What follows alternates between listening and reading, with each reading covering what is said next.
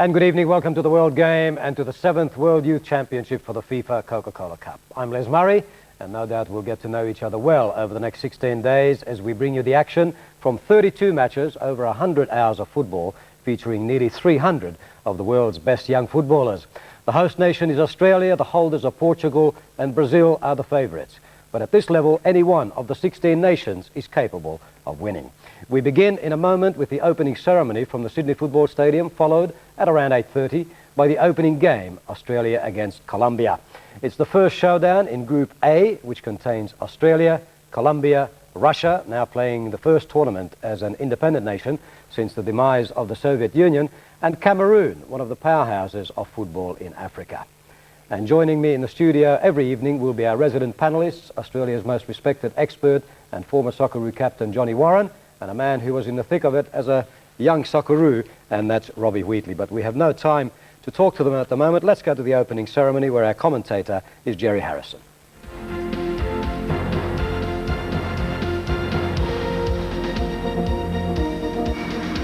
Basically her brief was, give us a show, don't spend too much money, don't take the kids and the students away from their studies for too long.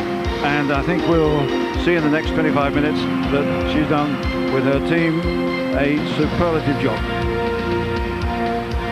The music is composed and organised by Gary Hardman, a very well-respected musician based here in Sydney.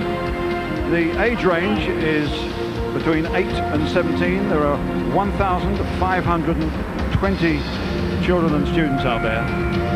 And I'm sure you'll very soon recognise a few famous Australian themes and images. Sea, sand, sunshine, sail.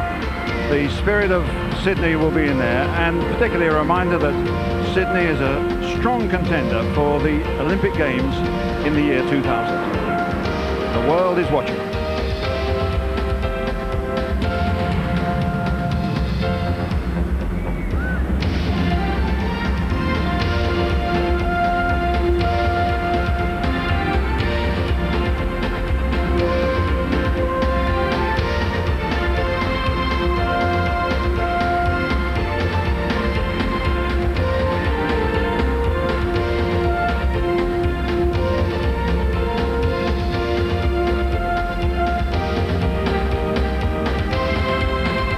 The age range here is between 8 and 17.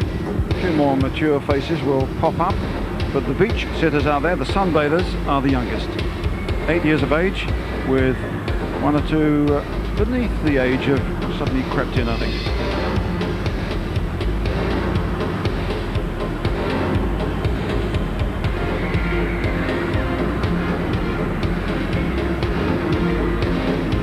Some 3,000 meters of fabric.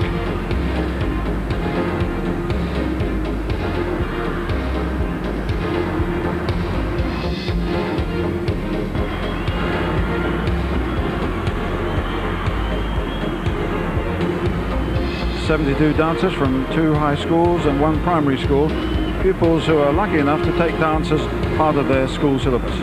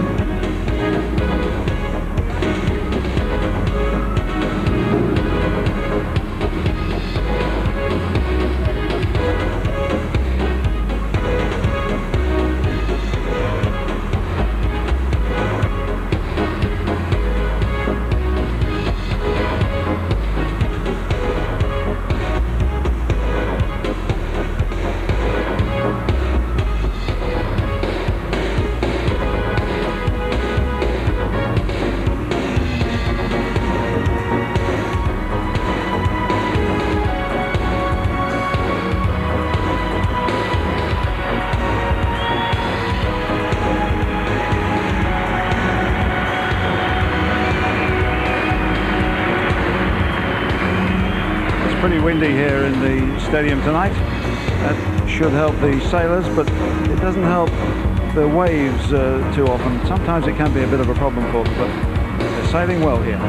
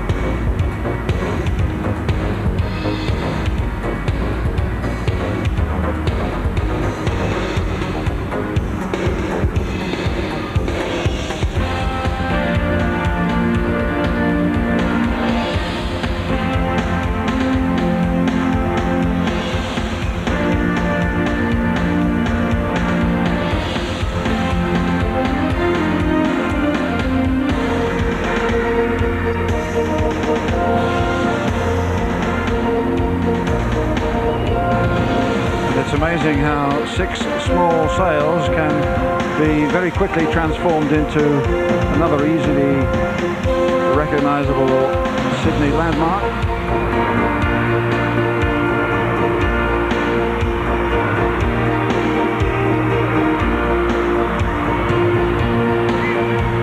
There are 51 gymnasts here, including 7 gymnasts from state level, and there's a team of acrobats of mixed ages.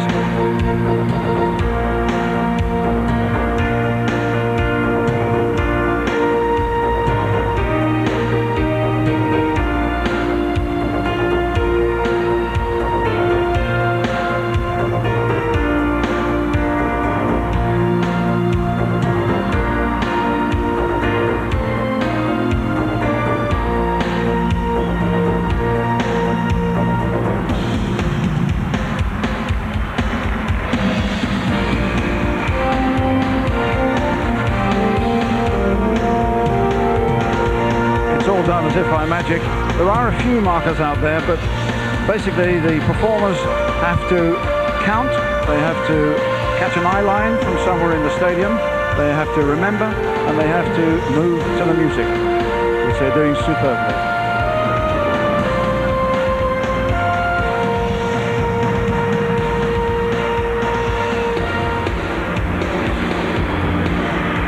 Okay, let's clear the arena, make way for the players. The object of the exercise here is soccer, of course, which some of us in their own quaint way like to call football.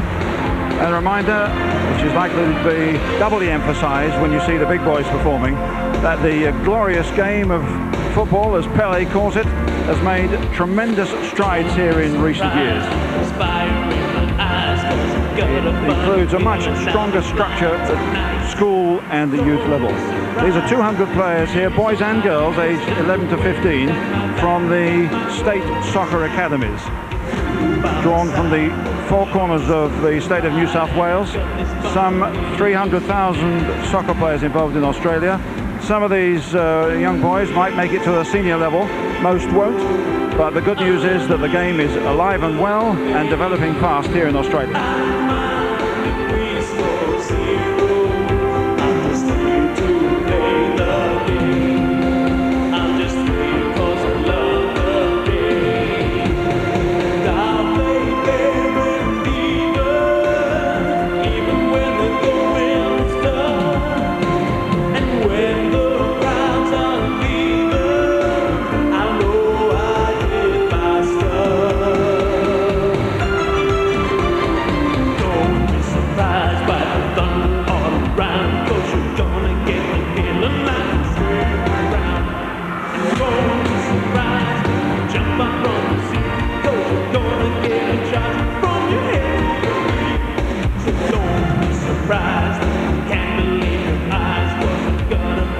Now we have something of a spelling exercise.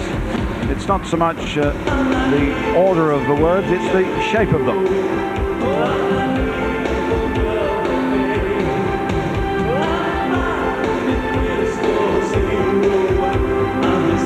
The soccer exercise was put together by Oscar Gonzalez, who's the head coach of the New South Wales State Academies. is the referee figure in the middle.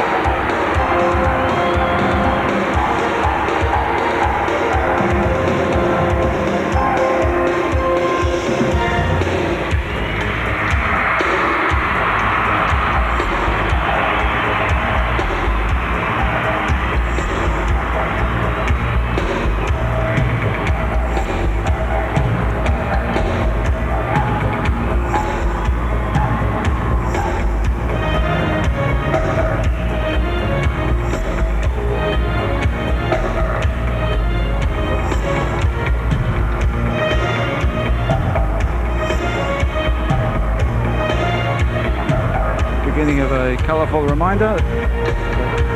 The Sydney 2000 campaign is a very, very strong one. September the 23rd, the big decision is made. The good folk of New South Wales believe that Sydney is the favourite. Beijing coming up fast on the outside, but this, I think, is proof that if it came to Sydney in the year 2000, it would be another superb spectacle.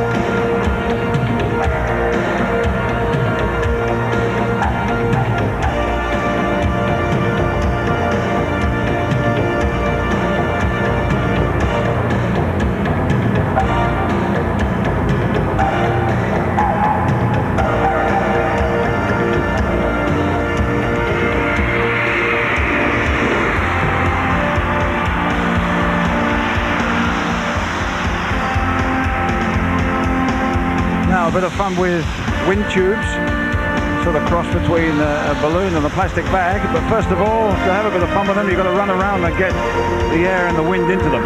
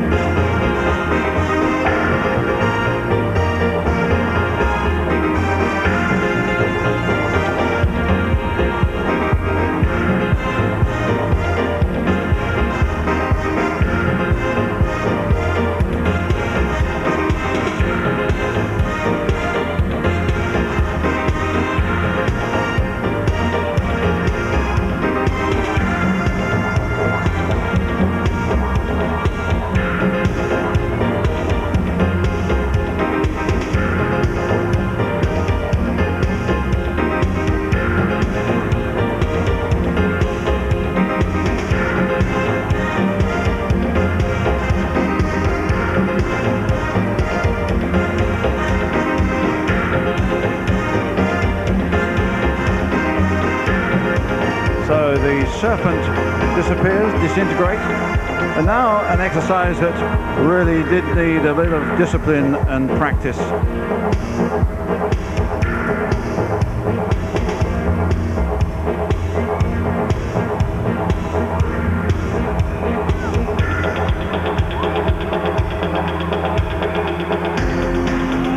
Forming in the middle there, an abstract representation of the trophy, the big prize here, of course. And that's 3 meters across and no brakes.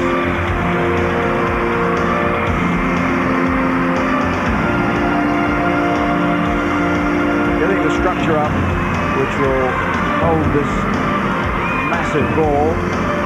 Took 4 hours, solid hard work by a local school, and they had to really work hard at it. So they do.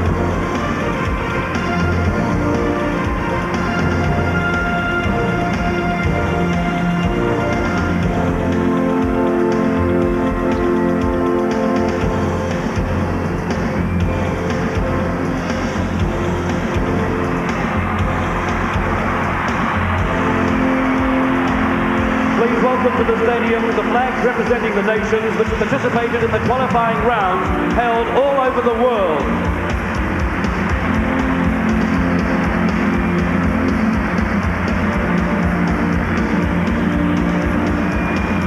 Although it might not seem like it in the next 15 days, all the countries here are winners. 15 had to qualify, Australia the host, of course.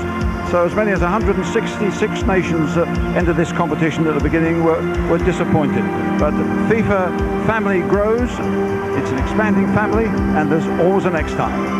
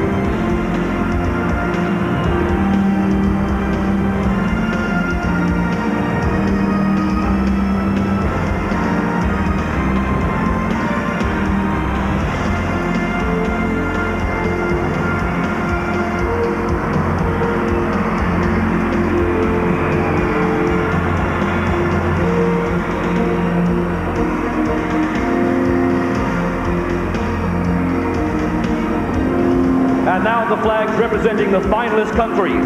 First, the reigning champions, Portugal. Brazil. Cameroon. England. Germany. Ghana. Korea. Mexico. Norway. Russia, Saudi Arabia,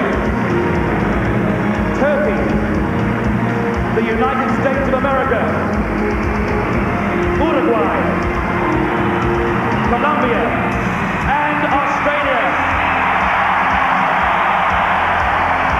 And the young lad, the proud bearer of the Australian flag, is 13-year-old Jeremy Manning from Rudy Hill High School, West Sydney. He won it on a democratic process. His name came out of the hat and into the history books. Australia, of course, very much a multicultural society and richly proud of that.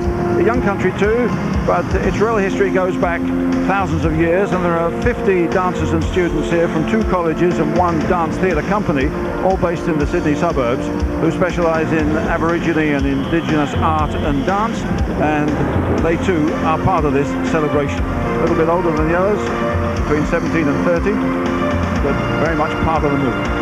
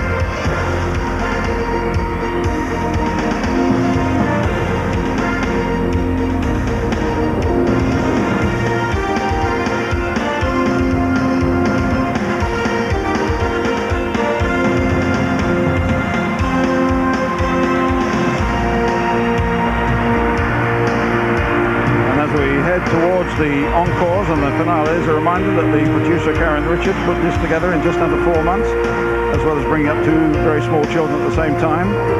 It's all done by memory, music and counting. A lot of help from mums, dads, teachers, coaches, instructors, schools and colleges. The music by Gary Hardman and a cast of thousands.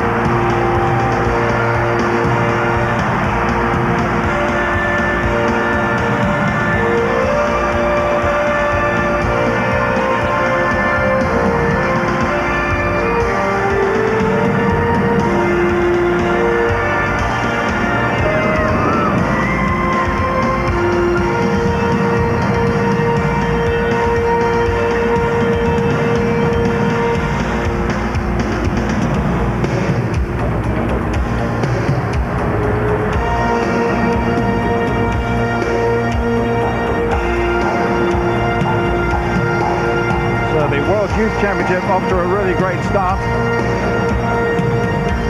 It's the big boys next, the football stars of Australia and Colombia. And if they're as good as this, they'll be superb.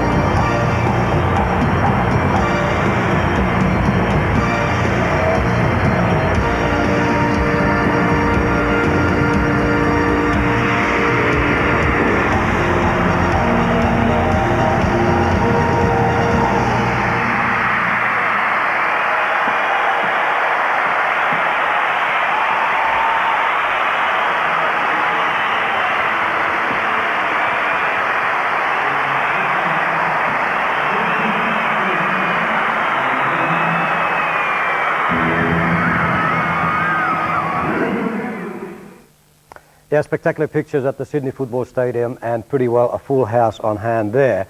And those pictures, by the way, I can just about confirm for you after having some discussions with the television distributors of this tournament that those pictures will be watched by some 2 billion people around the world during this tournament. Well, let's welcome back now Johnny Warren and Robbie Wheatley, who will be our resident guests on this coverage. Now, Johnny, first of all, to you, General, before we talk about the game today, because it will be a high-pressure game for the Australians, and for both teams, in fact.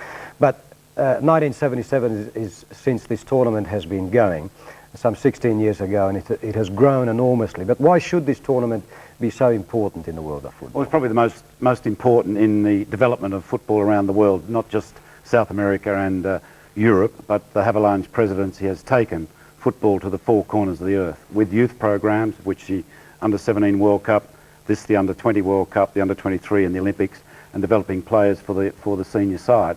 And it's paid dividends already, where you see the likes of Cameroon's doing so well in the World Cup, or Costa Rica.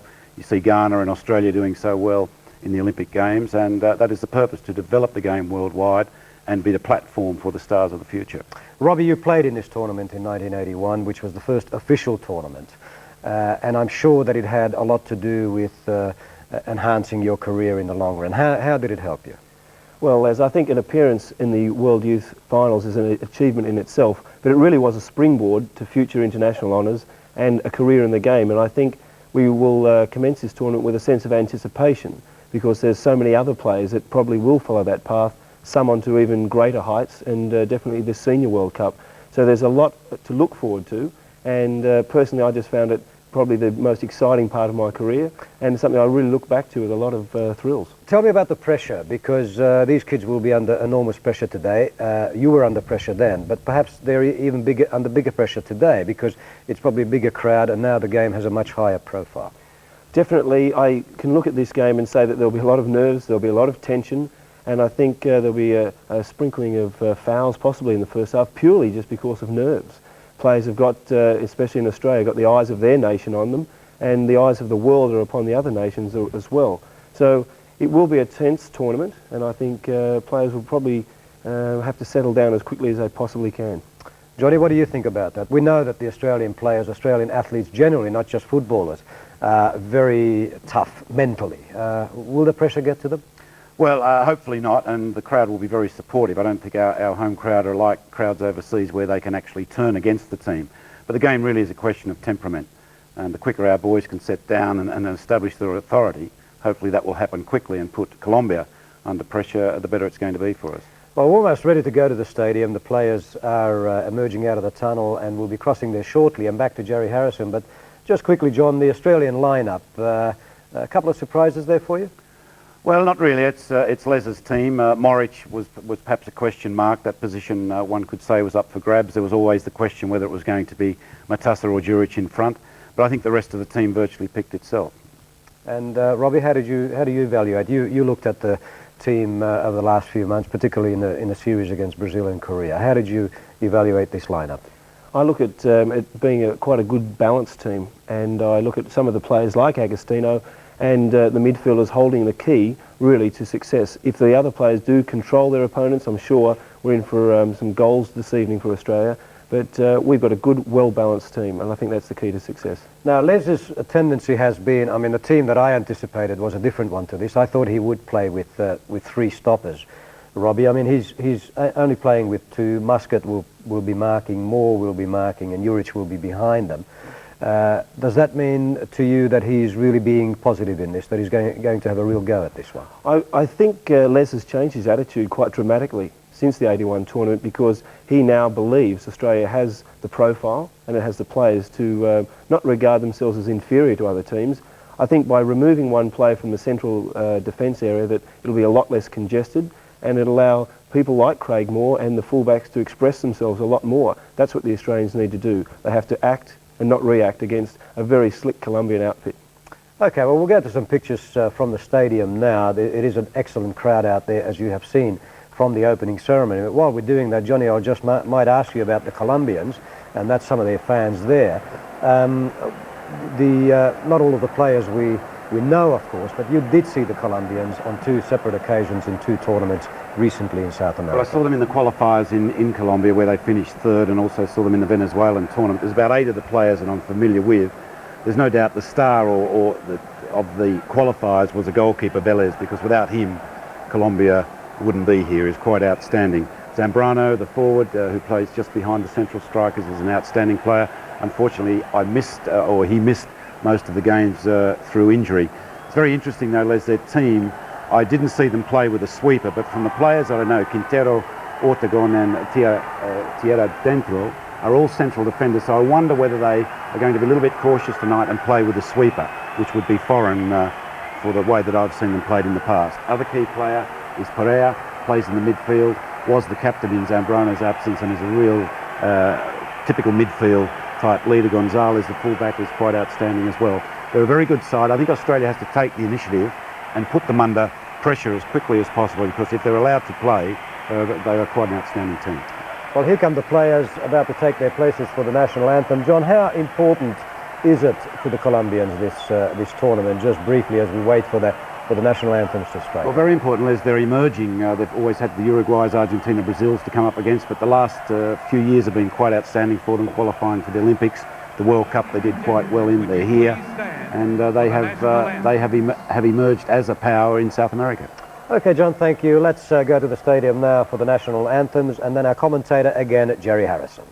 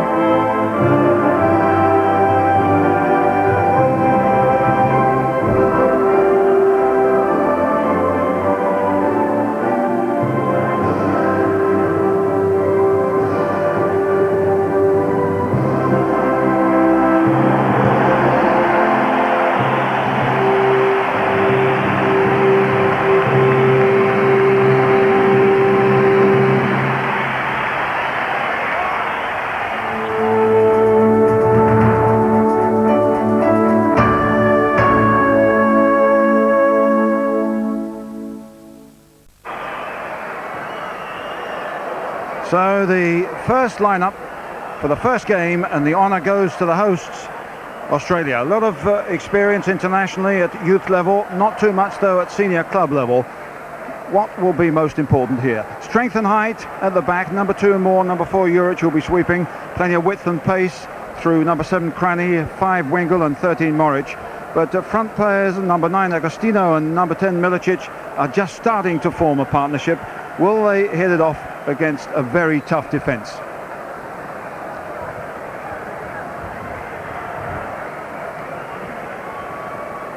Key figure there is Paul Agostino, one player playing in European competition in Switzerland with the young boys of Bern. He's only 17, but his extra experience and his sharpness up front, terribly important to Australia tonight. Well, the Colombians, from a much stronger soccer background, they're all full-time players.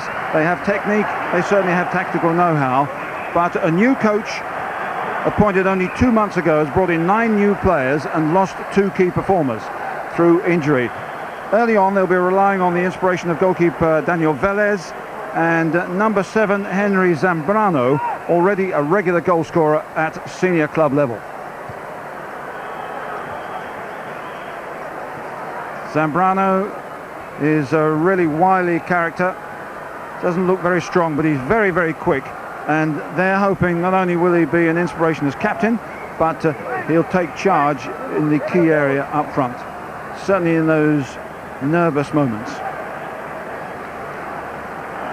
Well, a key figure in these occasions is always the officials. Referee Kim Nielsen from Denmark, an office manager. He's 32, not the youngest of the referees here, who's a Turk who's only 30. And his linesman here will be Gilberto Alcada from Mexico and Yingming Li from China. But the referee always a key influence in the opening match. He'll be set guidelines and standards by FIFA, which will govern the rest of this tournament.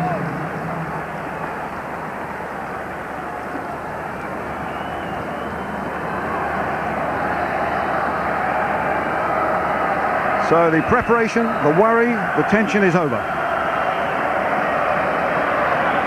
The show starts now. The 7th World Youth Championship for the FIFA Coca-Cola Cup. Australia, the hosts in their jungle shirts, as the players call them. Colombia qualified 3rd in the South American Championship in red and white. 2 emerging nations at international level. The first 10 minutes is critical. All the players like to have a touch.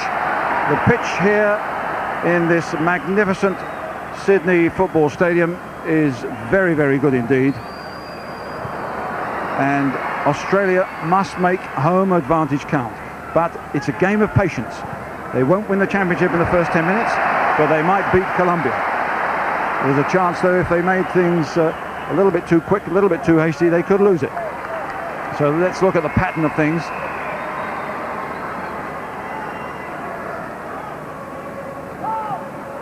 Down the line from Muscat. Hard work there by Milicic and Agostino, and an infringement.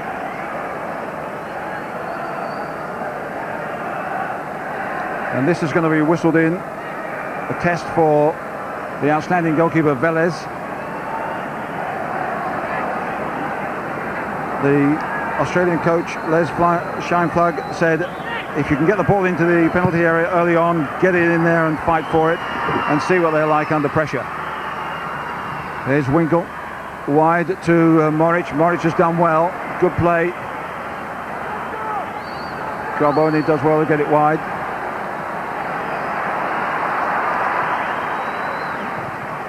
Into Muscat and away by Ortegon. Perea, big strong number 8, playing in front of the Colombian back line. Hacks it away, but another infringement. Moreno the culprit here.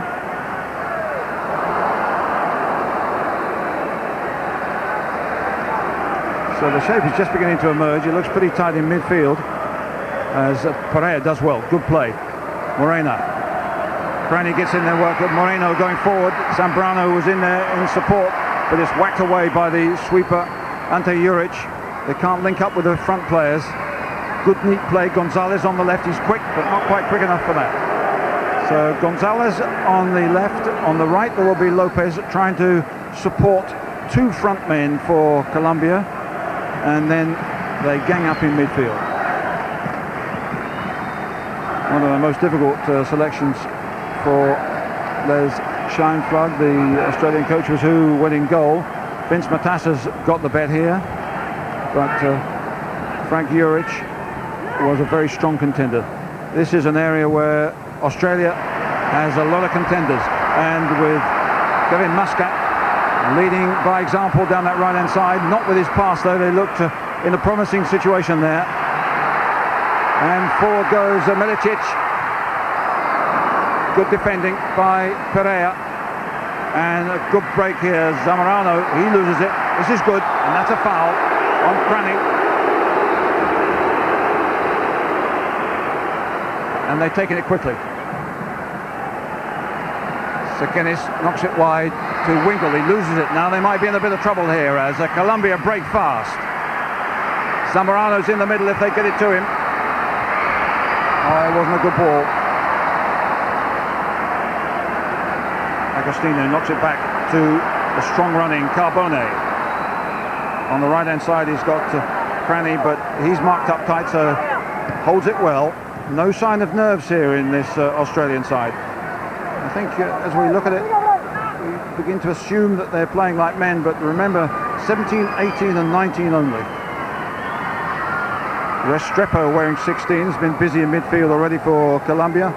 Picked it by Moreno, but the control wasn't good enough, and it's well robbed by Craig Moore, the youngest of the Australian players. And he shows great calmness, bringing Juric into the game. It's good the way the Australians are knocking it around. They're all getting a touch, they're all getting a little bit more confidence. Can they build up and get a bit of supply to the front men Agostino and Milicic?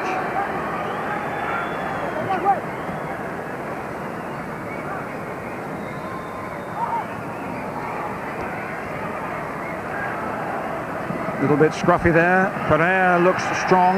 He's helped by Moreno, but it's too tight. Oh, Pereira gets through again. And a very optimistic shot that will give Vince Matassa a little bit of confidence. He'll feel those all day.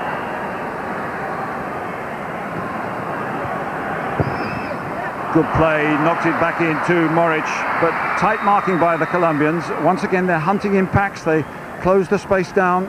They don't worry too much when they haven't got possession. Not a good ball forward to the front men. Agostino is running all over the place, but he's so far got no service. And that's a foul by Mark Wingle. And complaints by Zamorano. Born in England, and some would say that's a bit of an English tackle.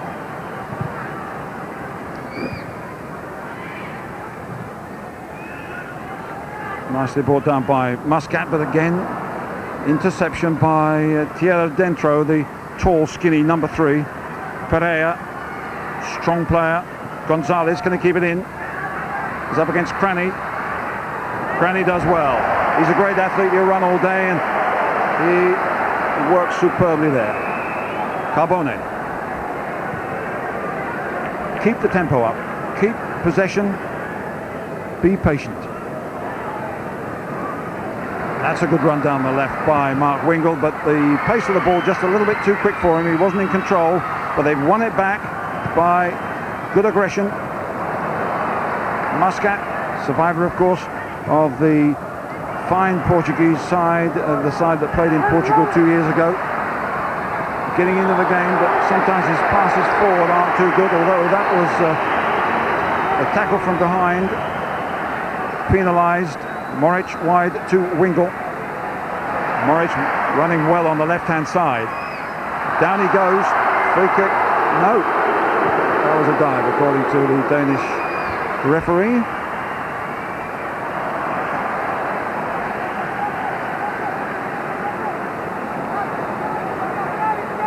It's very dry here, and the pace of the ball quite considerable. A little bit too quick for some of the players. But first game, a lot of tension. Things usually slow down a little bit and more often than not improve in technique. Free kick to Australia. Wingle on the left. Lopez gets at him with help from the busy and solid number 8 of Colombo Pereira.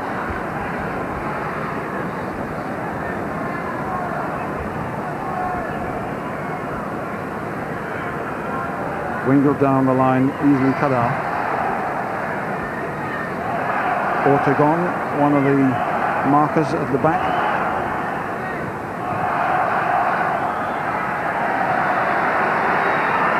Free kick.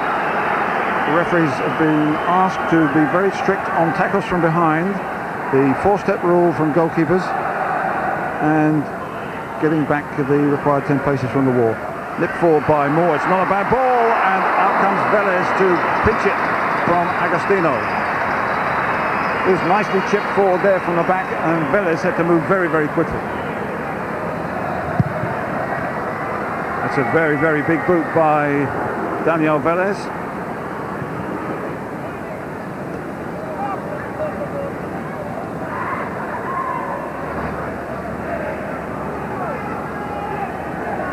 Gonzalez then for Colombia. Tight marking by Australia. Little space for Tierra Dentro, who he manages to get it away to Pereira. Pereira wide to Lopez. Lopez supporting on the right hand side. Forward goes Moreno. And well policed over the line.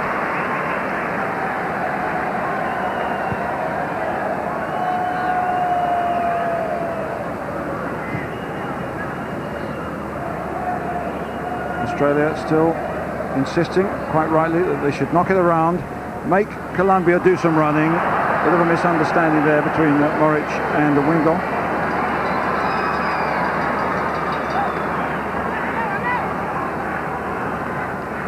Little flick, beautifully done, but well covered by 17-year-old Craig Moore. With the South American skills there, but some quick thinking by an old head on a young body. So 10 minutes gone, very few chances, no goals.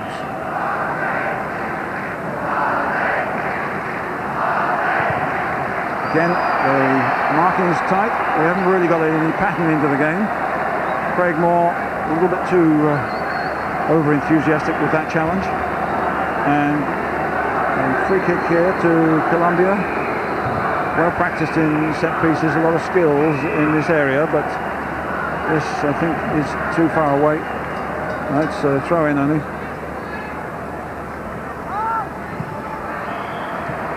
Flags up, ball is out, and it's a little bit fragmented here. Pereira, who's been so far in what has been an interesting but fairly uneventful first 10 minutes, one of the stronger forces in midfield. Hard one for Wingle as he's challenged. Coolness to get it away. Moric to Milicic. Well, the first one didn't get him, but the second one did. Been suffering from a pelvic injury. He really hasn't played a full game for too long, and he might not last this one, but they must get him some better service. Here's the free kick, going to be taken by Mark Wingle. Big fellas in the penalty area. Can they make the height count? They can't. Milicic doesn't control it. He's looking a little bit nervous.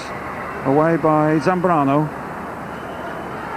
Muscat back to Juric, the sweeper, calmly relayed to Wingle. Again, Milicic can't get hold of it. Tierra Dentro just knocks it forward to Restrepo. Tierra Dentro loses it. Agostino's working hard. And the sweeper at the back, Quintero for Colombia. That's a hopeful ball forward, and a challenge which the referee didn't like by Craig Moore.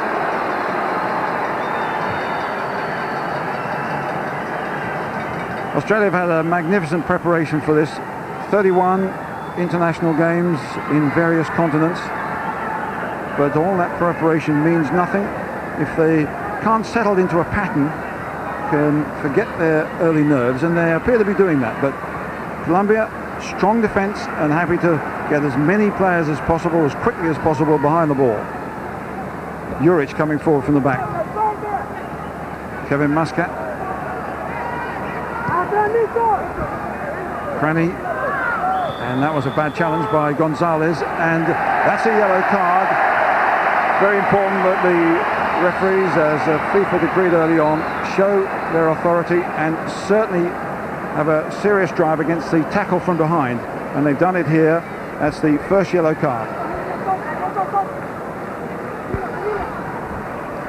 And all the Colombians have got behind the ball, and it doesn't matter much because too many nerves, too many hasty passes, and Sekenis and company through midfield can't link up with the front men. And so far, Daniel Velez hasn't really been tested, and we haven't yet seen whether he's as good a goalkeeper as young Higuita was. Probably the most famous Colombian goalkeeper at the moment.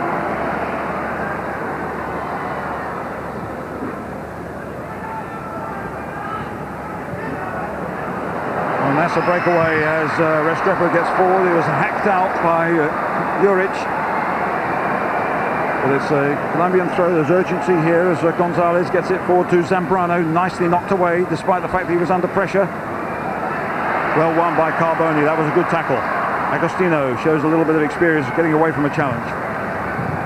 Muscat to Carboni.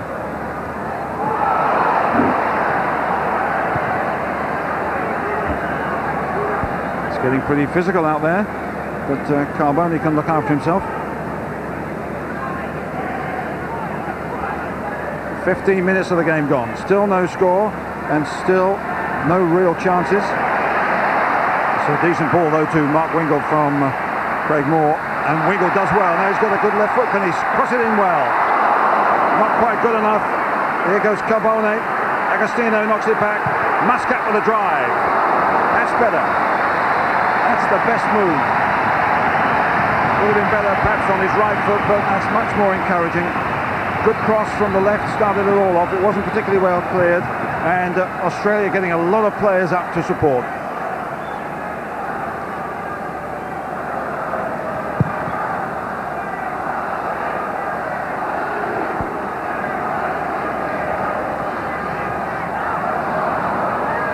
Moreno to Restrepo, forward to Pereira. Is big Juric getting forward again, and that's another useful ball to Ante Milicic. Agostino's got into the middle. Ante Milicic, again the cross wasn't quite good enough, it was too deep, but they're getting players forward in numbers now. Carbone, good recovery, good tackle, but Australia are getting into their stride here. And this is the first corner of the game. The orders from coach Les Scheinflug are to get as many big fellas in there as possible. It's going to be taken by Ante Moric, and this is going to be a test for Colombia. Get it into the goal area, get some big guys in there and see what they're made of. In it goes, and out it goes again from Ortegon, and it's another corner for Australia. They've worked hard at these. Now it's Peter Sekenis who's going to take it. Once more, the big guys up there, Moore and Juric. And it's away by Restrepo.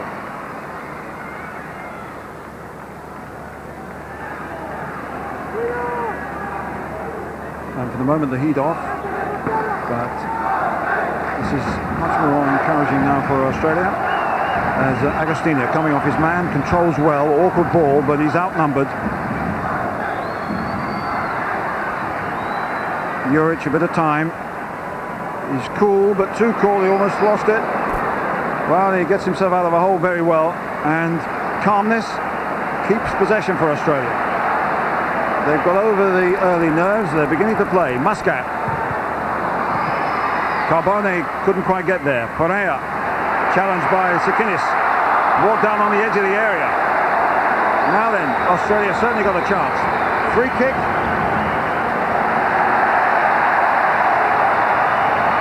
Look at this for a challenge as Sikinis came in, little touch, and the referee spotted it, and it's a yellow card. The second for Colombia.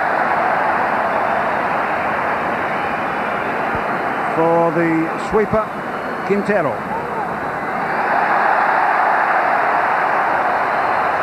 And the number 12, Gonzalez. So a protest and a challenge. The referee really imposing his authority here, and he's bringing the wall a long way back. This is going to be a real chance for Australia.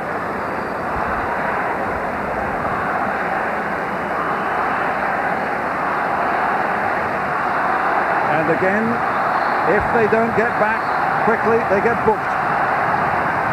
But they're back to the satisfaction as Moritz shoots. Well, he hangs his head in shame. I don't know what amount of the target he could see from there. This is a better view, but head up, drove it too hard instead of placing it miles too high.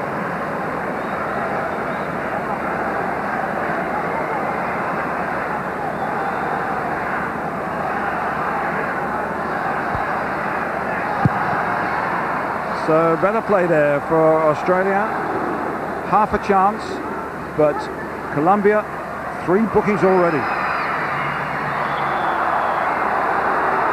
there might be another one there if they continue challenges like that for Australia that time.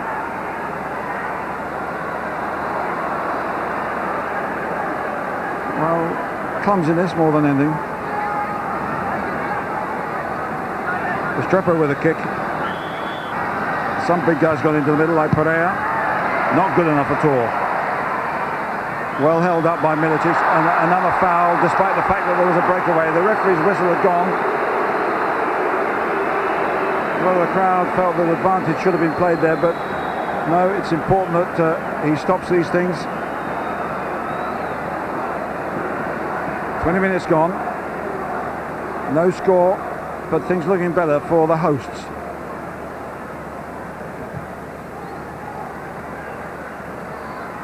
Wingle on the left to Moritz. Nice little foot in there by Ortegon. Pass down the right hand side for Zamorano that he can't possibly get. Juric to Carbone. Carbone having to work hard on that one.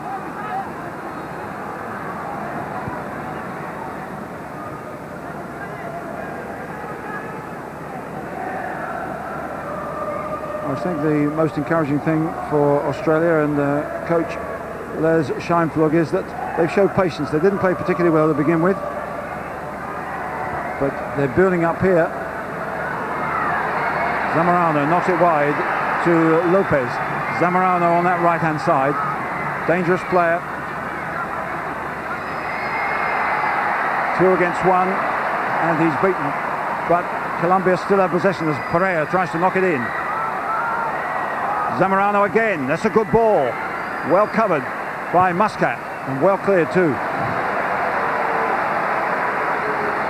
A spark of life from Colombia, and the Australian captain is there in exactly the right place.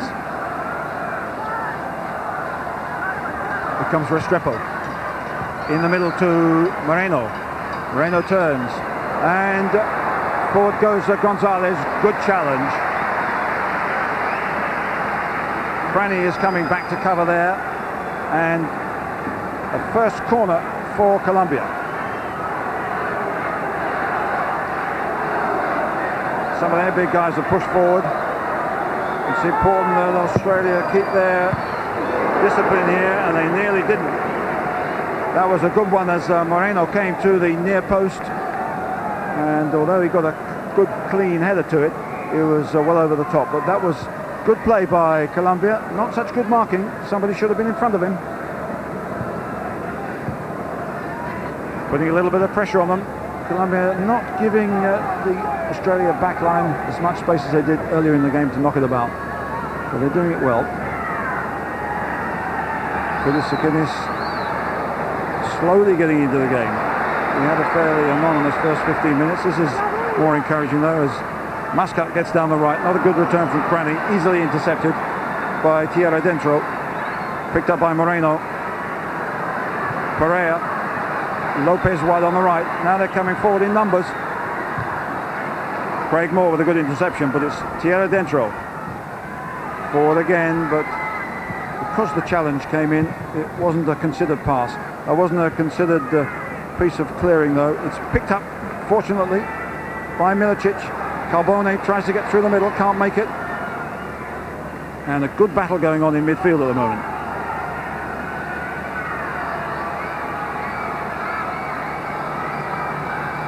Now it's Colombia who are looking a little bit more confident. Restrepo. And forward goes Zamorano. That's a fine ball. Zamorano's got pace here. He might be able to pull one back. He does, but it's covered by Moore and cleared sensibly and safely. But Zamorano showed a bit of pace down the right-hand side. It was a good ball to him.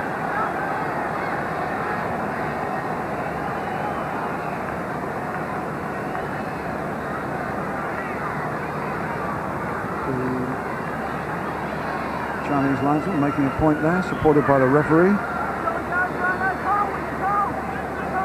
Zamorano.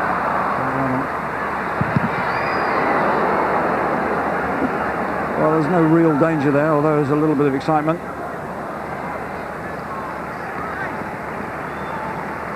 And again, sensible covering, and the danger over. So no real test so far for Vince Matassa in the Australian goal, and he won't be too unhappy about that.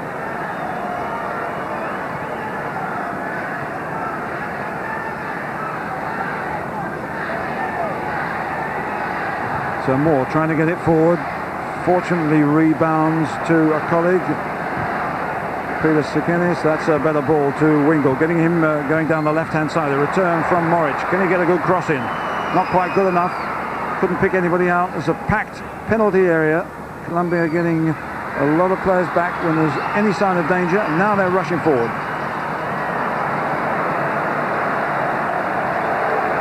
But 25 minutes gone, still the pace fairly frantic.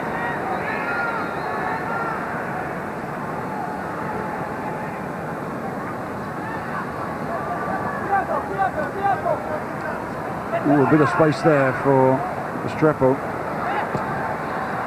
And offside. With instructions from the captain.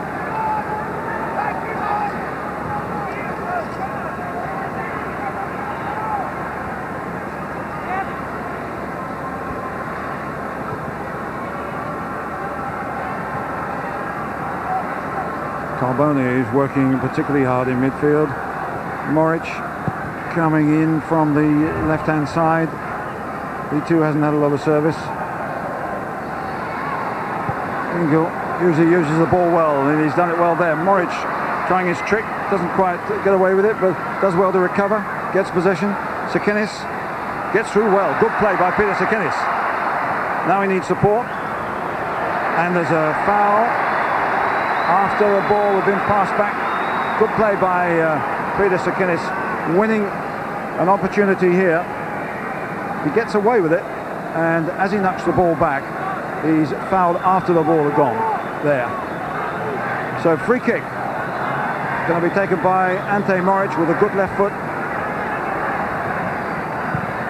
Driven into the near post, and Cranny came in there and swung at it with his left foot but didn't connect, which is just as well for Colombia. Good recovery by Australia.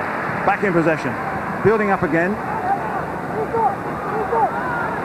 They look fit and strong, and they're looking reasonably confident in most areas. Midfield not very creative, but Sikinis and Carbone certainly coming into it more now.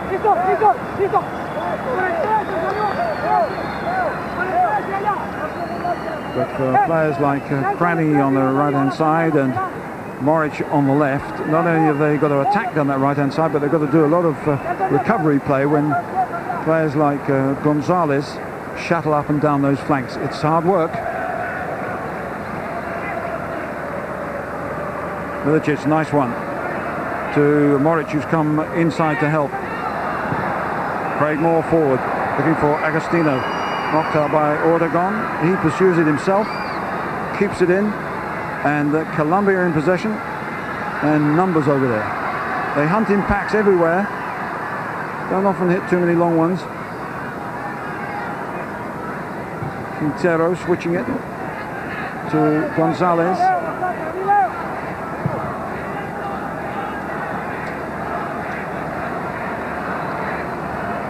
Correa coming back and asking for possession.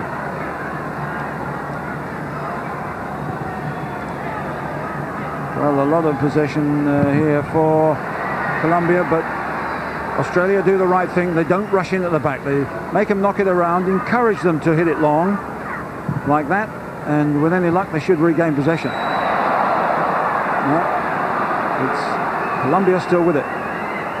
Moreno.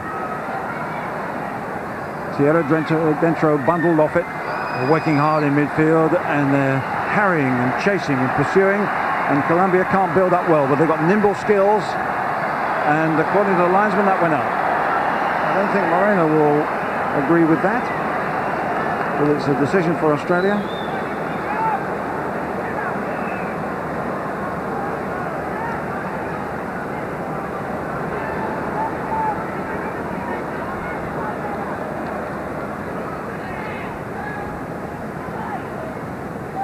Kennis now.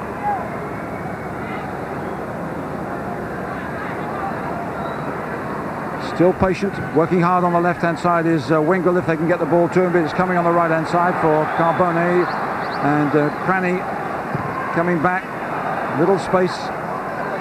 Muscat, it's not a particularly good one, and again it's the hard-working Gonzalez who retrieves. Sprayed out by Pereira to Lopez.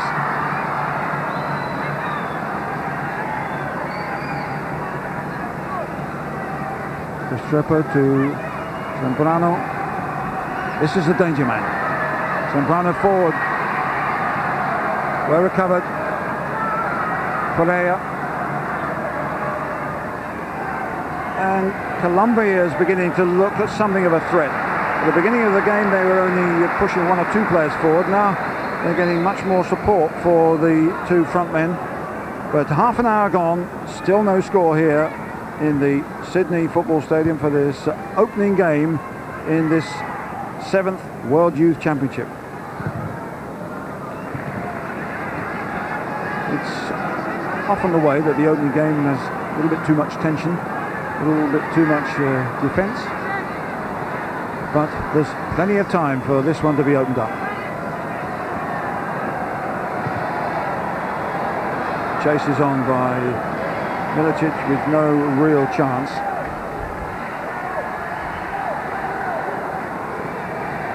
Well, the Australian bench, of course there are 18 players in the full squad. All players are available, so there's a possibility of 2 from 7 substitutes.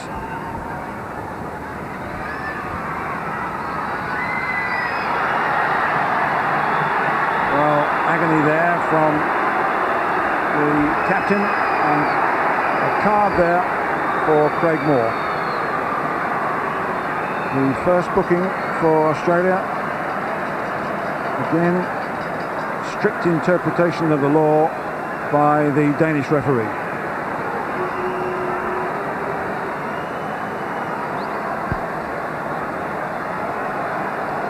Well, Colombia suffered a blow before these finals began when they lost a couple of key players, midfield and up front. Zambrano still getting treatment. Well, how bad a foul was it? The ball knocked forward by Gonzalez. Away he goes, and he certainly took his ankles there.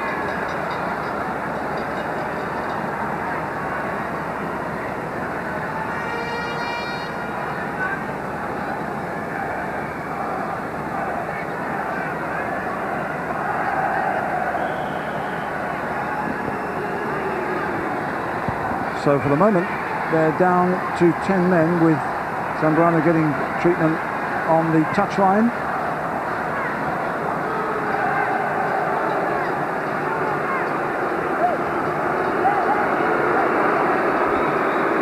He's come back onto the field of play now, so it's 11 against 11.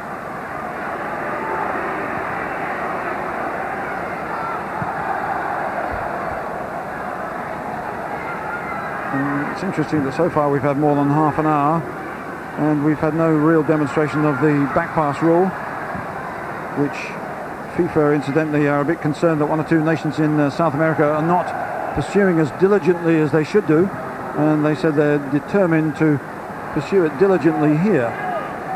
But so far we've seen no sign of whether either side can handle it.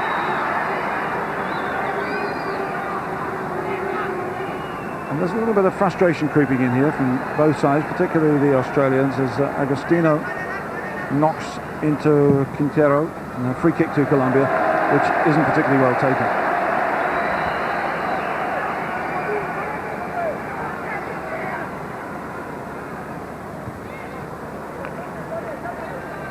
Well, there's a wonderful atmosphere here in Sydney. It's not a full stadium though, as you can probably see in the background. And the fact is, in Australia, if they put on a good performance and the build-up during the course of this championship, they'll have a million supporting them. But to begin with, they've got to prove a point. And Colombia are difficult opposition. Australia coach Les Scheinflug reckons that Colombia in this group are going to be the stronger force. But here comes Moric. Well knocked off it legally by Lopez. Forward by Restrepo here. Forward he goes again. Good challenge once more by Craig Moore. What a good game he's having. Good interception in midfield, but it's all a little bit untidy. And the back pass resisted there very nimbly as Gonzalez hacks it away. Winkler's in there. Moric needs support. He gets it. Always Craig Moore and Juric are there in good positions to help the midfield players.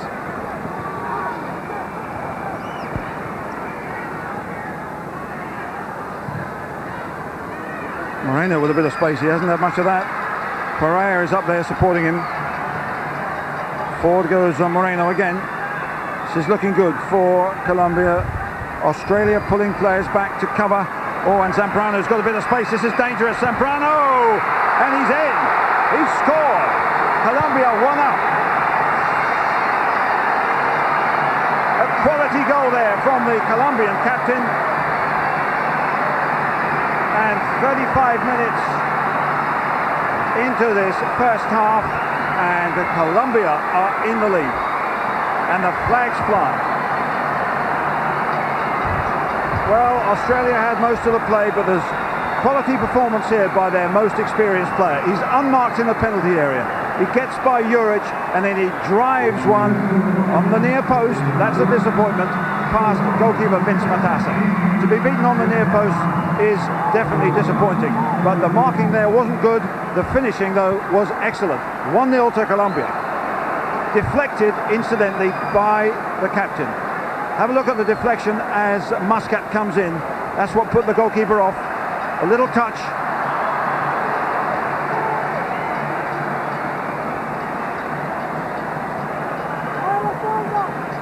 So the first goal in this 93 tournament, and it's scored by Colombia against the hosts.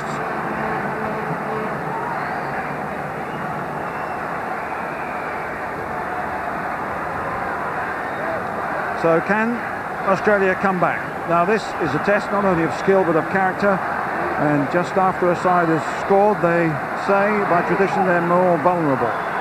Now Ante Moric with the big guys up there trying to make amends. Moric with a cross.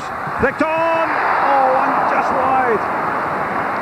Ante Milicic, good header, nice free kick. Good play. And just too strong.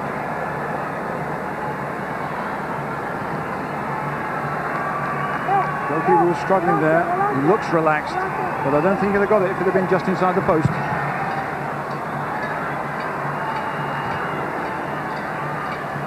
Muscat wins the header. Sakinis brings it down. Well, now the facts of life in a world-class competition. Australia, the hosts, are trailing by 1-0. It's not the end of the world, but they've got to keep their patience, and they've got to keep hold of players like Zambrano, who's got the pace. He was too tightly marked there by Wingle, and Zambrano's getting by his man. That's a good cross, and it was just knocked away by Muscat. They're wobbling here, Australia, and Colombia have their tails up. Picked up by Tierra Dentro. Zambrano turns again. He's full of tricks. Moric into trouble, out of trouble. Pursued by Lopez. Brought down by Lopez, but just to throw in. It's all hair and scare him at the moment, and it's so important that Australia keep their cool. It's not the end of the road to be trailing by 1-0, but if they let Colombia in again, it might well be.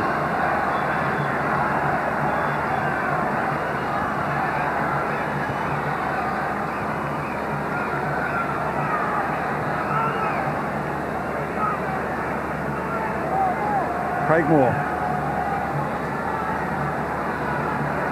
Wingle. Sakinis, just at the time when Australia beginning to get a few things together in midfield particularly. Nice little play. Agostino. Moritz with the goal. Milicic with the hit.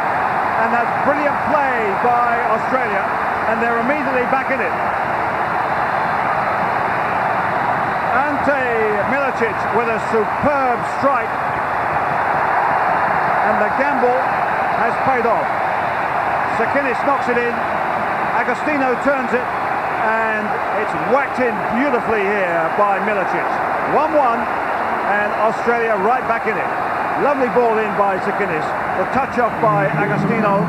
And the finish was terrific.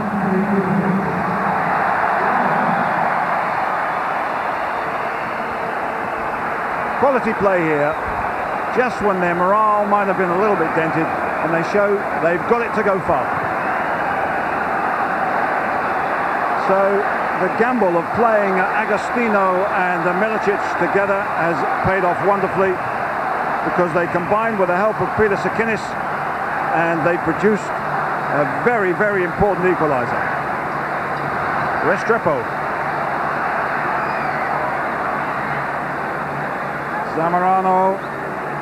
Zamorano gets it in. It's dangerous, but it's fortunately too strong.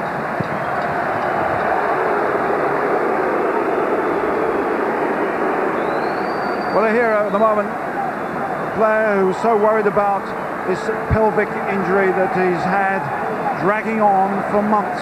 He's almost 4 months indeed out of the game. Hasn't played a full match for far, far too long, but he has quality in the penalty area, and he certainly showed it there.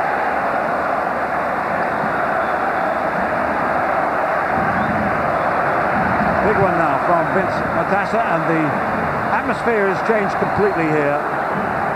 The crowd now right behind them.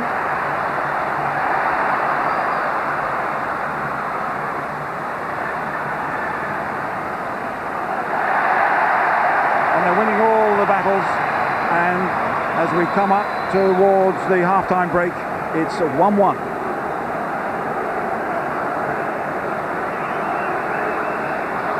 Long throw now from Ante Moric. No, it's going to be left for Mark Wingle. Can they edge ahead here in the closing moments of the first half? Well, Colombia having trouble getting it away. Out to Wingle against Lopez. Lopez wins. Zambrano helps out,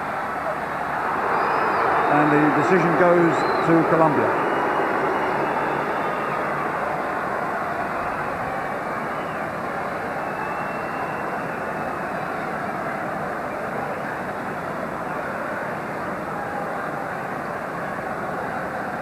Well, it's an interesting situation because it had been tentative in the first 15 minutes. It began to open up a little bit in the second 15 minutes with Australia getting on top.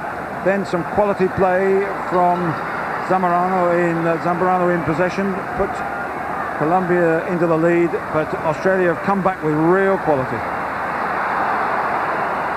Agostino loses out. Well won by Craigmore, good header.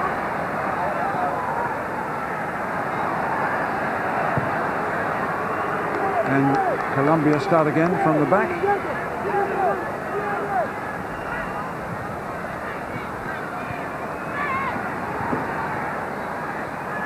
It's Pereira who's pushed down that right-hand side, supporting the front man. He's a strong customer, but the decision for Australia.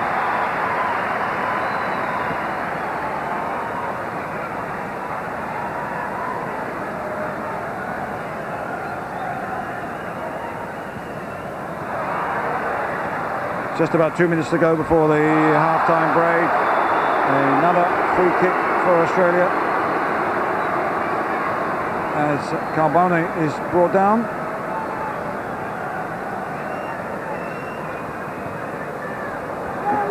Oh, that's a hard one for Muscat to chase, and an even more difficult one for Sean Cranny, recovering from an ankle injury and blisters, but he's a fine athlete. Wins the ball there, then loses. Becoming very physical again in midfield, a little bit irritable. But a shot we didn't see after that little confrontation involving Paul Agostino was a handshake. So the show goes on in the right spirit.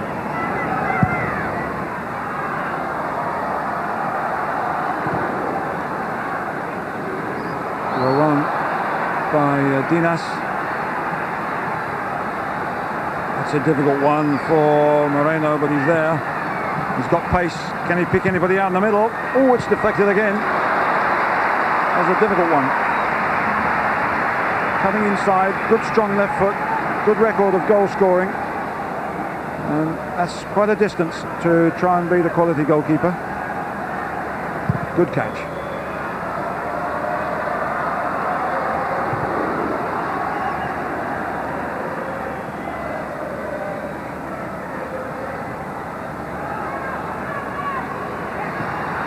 Good run by Gonzalez, covering by Muscat. Not sure that was a foul. It was.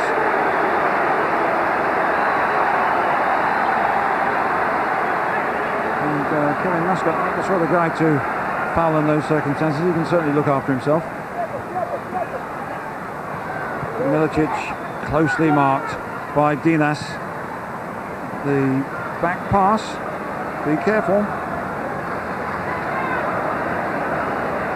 And Velez doing a Rene Higuita for the first time. Back he goes, rather hurriedly. Cool customer though.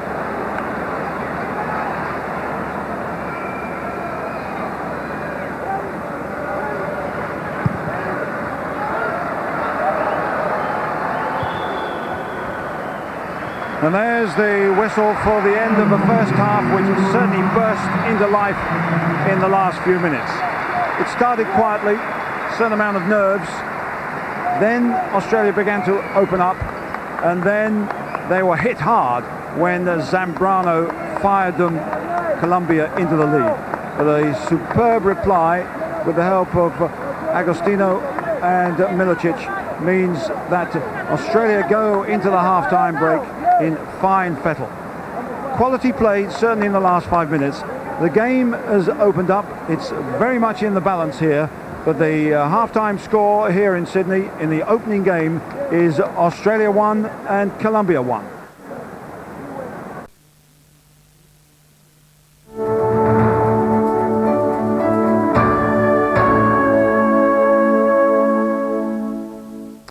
And welcome back to Australia 93, our coverage of the 7th World Youth Championship for the FIFA Coca-Cola Cup. In the opening game, the half-time score 1-1. Lots of drama at the Sydney Football Stadium. Colombia going ahead first, and then that fabulous equaliser by Milicic in the 39th minute. Rejoining us, Johnny Warren and Robbie Wheatley. Johnny, your impressions of the first half? We looked a little bit nervous towards the middle stages of it, but a nice finish by Australia. Well, understandably, a conservative start by both sides. The pre-match thoughts that we had that Colombia would play with a sweeper are correct, and as such, it's making it very difficult for Australia to penetrate, particularly as Wingle and Cranny, who have been lacking match practice, really aren't at their best, and we need them at their best if we're to stretch Colombia and to open them up. Robbie, we'll be looking at some highlights in a moment, but the closing down tactics of Colombia, and I thought, quite frankly, very cautious defensive tactics, classic visiting side tactics, were a real problem for the Australians, don't you? The beginning of the game was very slow, and I think there was no chances to speak of at all in the first 15 minutes.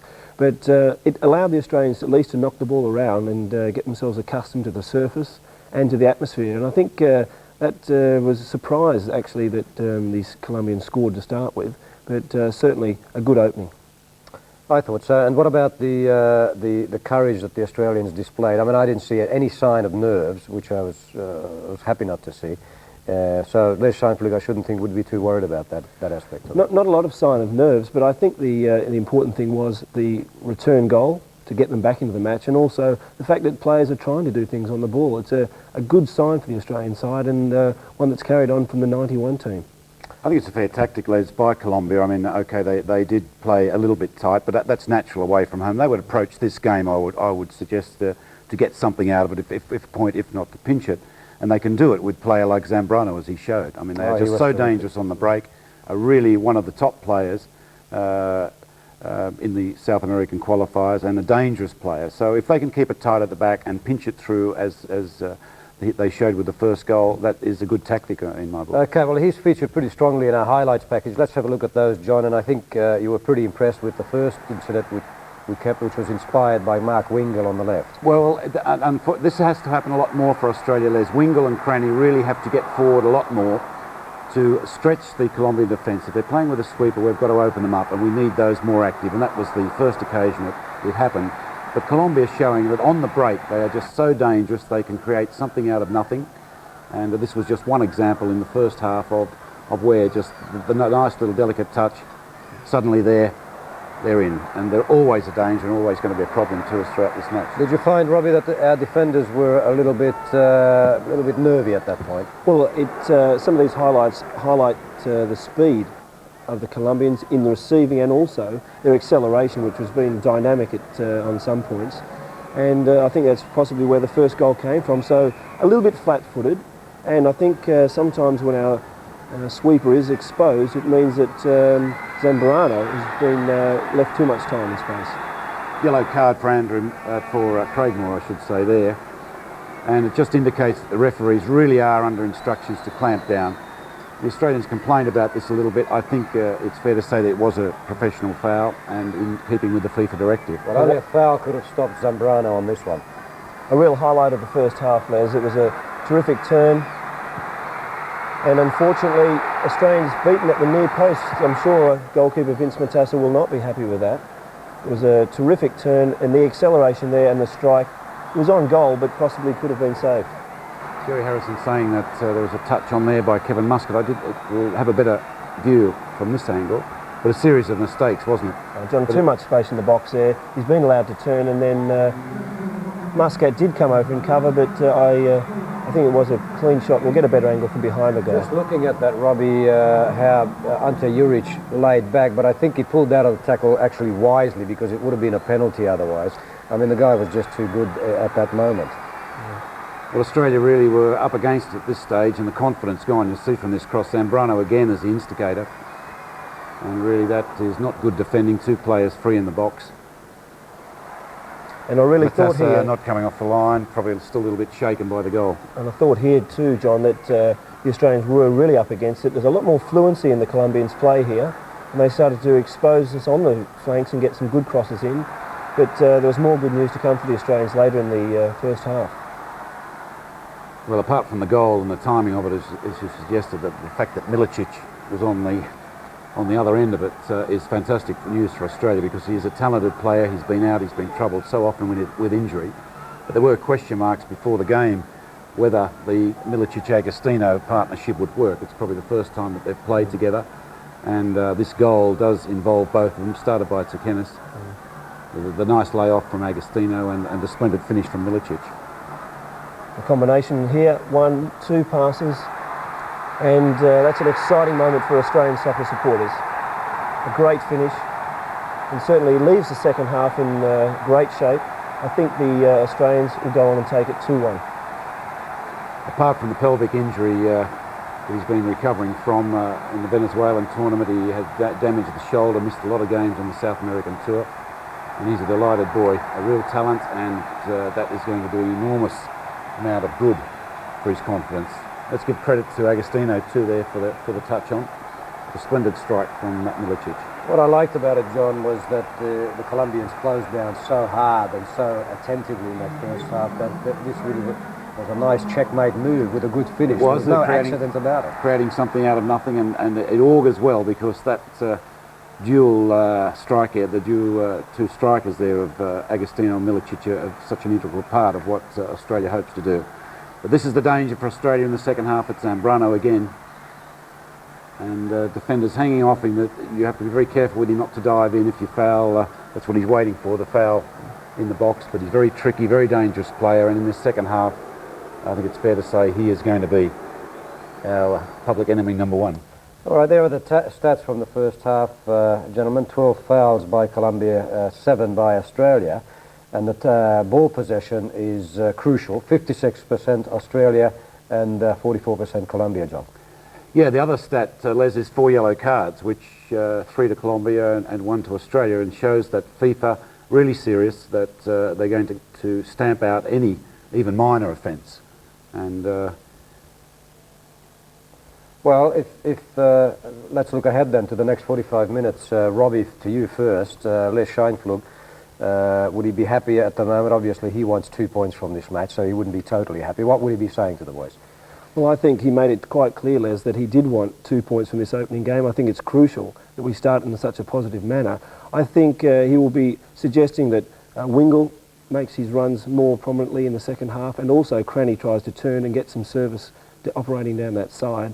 I think generally the combinations will be there with Agostino and Milicic, and just generally to watch the pace and the recovery of the Colombians, which has been their most potent attacking weapon.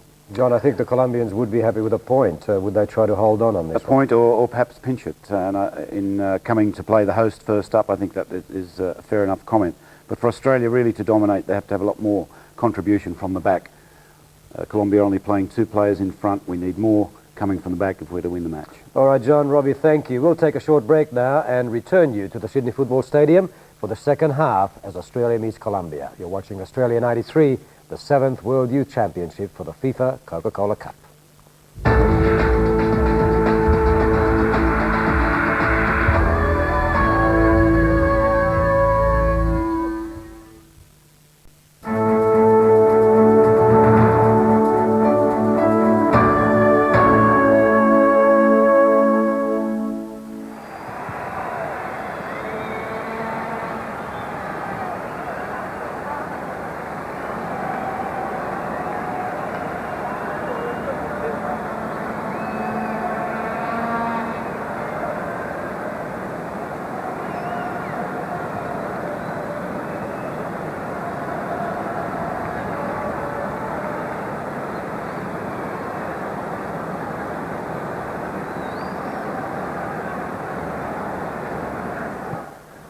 So we're about to return you to Jerry Harrison.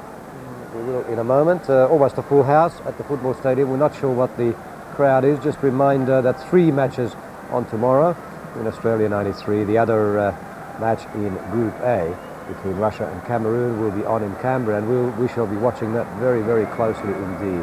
And in the group of death in Brisbane, as it's called, the toughest group of the lot, Group B, those 4 nations will be battling in a double header in Brisbane. Remember too that daylight saving is not yet over, or will not yet be over in, well, in fact there is no daylight saving in Queensland, so it is a different time zone on us, a 1 hour difference in fact, tomorrow. But we will have a match for you at 8:30 tomorrow, and then highlights of all matches at 10:30 Eastern Summer Time. We are having some audio problems, I gather. And I think we're okay now. Let's take you back now to Jerry Harrison. They've got a chance here to take both points.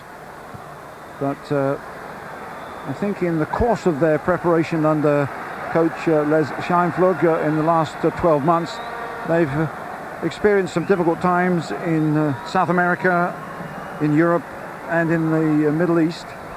So they'll take that blow very well, and be interesting to see how they come forward on that one. It would have been interesting too to be in the Australian dressing room at half-time. They've got a very powerful coaching unit. Scheinflug, Raul Blanco and Victor Fernandez, players who not only know Australian football but very world-wise as far as football outside this island, and they can really get the best out of this very enthusiastic side. But they've got to be careful. Colombia have skills, they have quality, and they must have received a terrific boost through Zambrano's goal.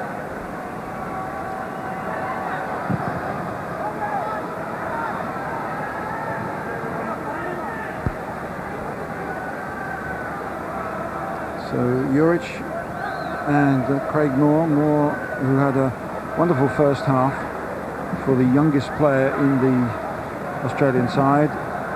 Superb goal, of course, by Ante Milicic, combining well with Agostino. But they've got to do it all again now. Once more, the same sort of patience, making sure the back door is kept firmly locked and barred.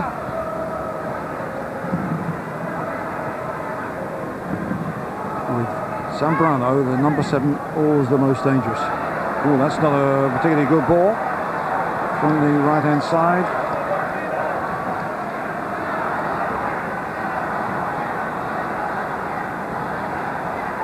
Moric coming back, Pereira leaning on him. So once again, keep the tempo up, keep knocking it around, take no risks.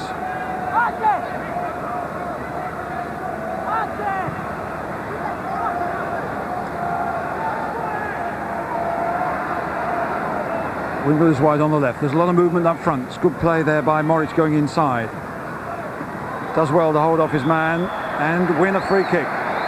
This is getting better. A player who had to fight for his place in this side. There was a choice of 3, and there's another yellow card there for not accepting the referee's decision. They're coming thick and fast here.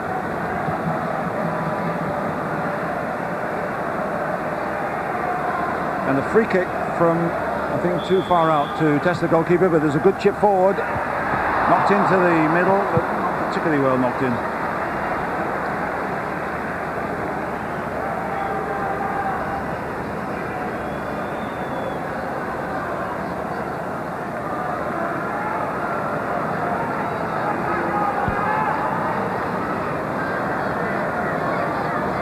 Well, Colombia has started in the second half as they did in the first half.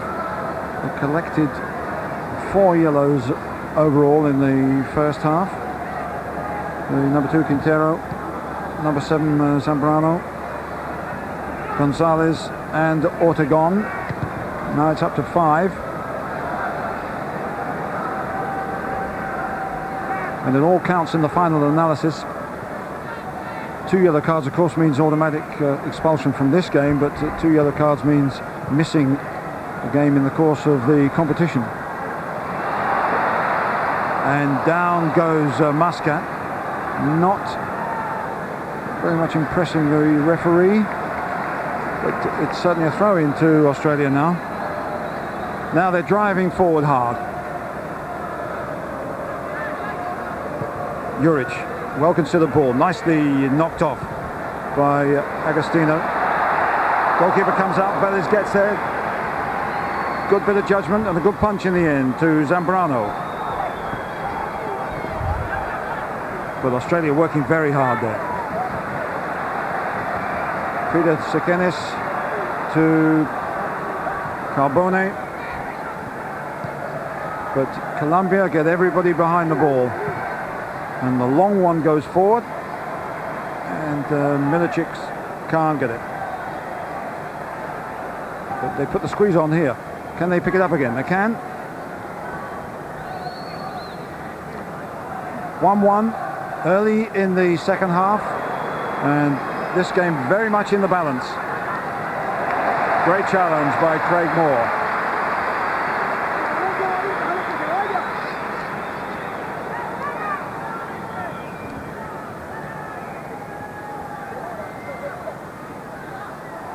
Pereira knocks it through to Restrepo. Sekenis is penalised. Frustrating one for Sekenis.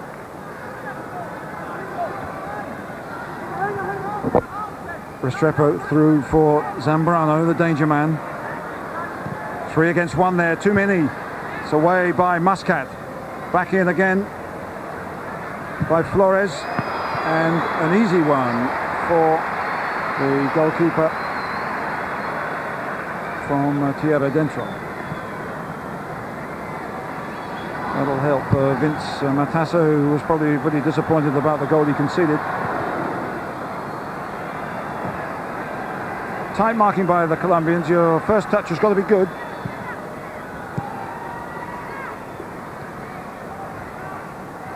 And Moreno battling there, outnumbered, and then outfought by the captain Muscat. Sweeper, Quintero, no back pass of course. Sensible play to Ortegon.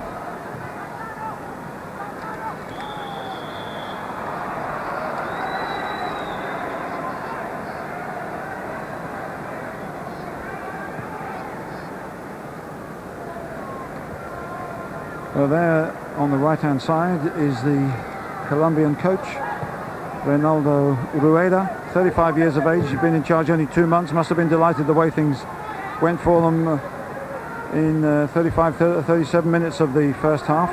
They must be well pleased with the way they're keeping Australia out at the moment. Peter Sekenis does well. That's a nice little nudge forward to Milicic. Sekenis is supporting him again. Forward goes Moric. Not good enough with the cross. Wingle in well. Push there. No, play on, says the referee, as the hard-running Moreno gets possession. Does well. Good play. Craig Moore does well to get the ball away without bringing him down. It's still Moreno against Juric. And Craig Moore, that looked a little bit hasty, that challenge.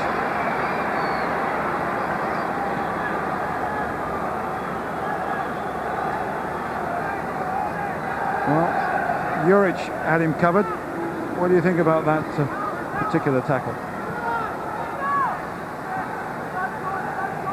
Restrepo trapped, gets it away well. Moreno and Wingle booted out by Craig Moore. It's 1 against 2 here. Agostino, and 3 if you count Ortegon here.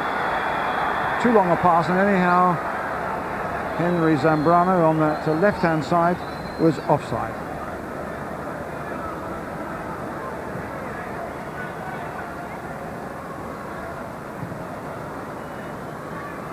Interchanging up front by Milicic and Agostino as the ball is knocked around at the back. Agostino comes forward, tight marking again, and it's calmly put away.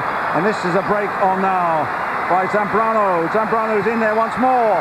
He's so quick. He's like lightning. That came from a poor clearance, intercepted. Zambrano's away. It's not his favourite foot, and the challenge is coming in here, but he still gets a shot in. If he'd have put it on his left foot, perhaps he could have got a better angle. But that is a quality striker. Not a good clearance, a little bit of fortune, but they nearly made it count.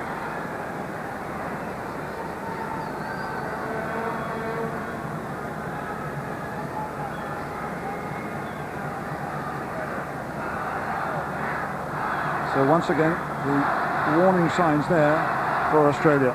They're just beginning to play with the football. Some carelessness as Colombia swatted and put Zambrano in, and they were almost 2-1 down.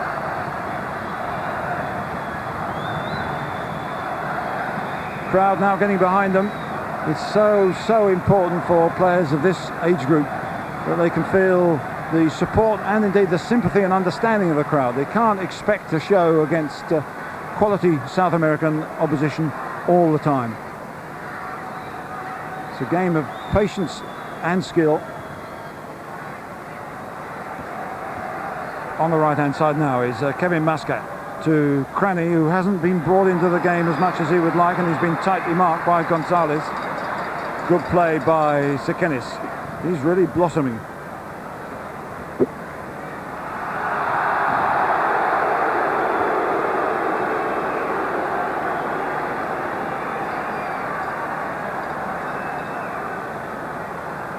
Sekenis, a difficult role in midfield for Australia.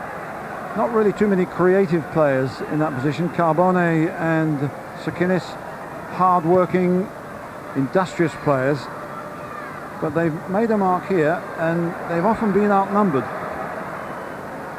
Well picked up by Ante Moric. Oh, that's a good ball into Milicic. Sekenis couldn't get there. Here's Pereira. Zamorano still sticking to that left-hand side, although he prefers his right foot. Still getting involved as he dashes forward. Flores doing good work. Here's Zambrano. Zambrano again, he's done a good job. There's the cross. It's out. It's a goal kick. He's so busy. Ferry, they call him, his nickname. It's an area of Medellin where he comes from. But this is a young player who's regular first team experience in a very, very good league. Not a particularly good cross, but the ball, of course, had gone out already. Quintero to Tierra Dentro. Dinas and Marca to Pereira.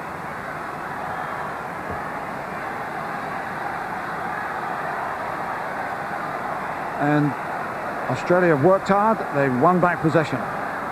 Good play. Moric runs himself into trouble when he could have released it a little bit earlier. Now on the break, Colombia could be very, very dangerous. Restrepo with Zambrano going down the middle. Good cover though by the sweeper. Fairly new to this position. He began life as centre forward, but has slotted into it very well here at a very high level. Flores knocks it in vain. Well, in the course of the last 12 months, Australia have played a lot of very important matches.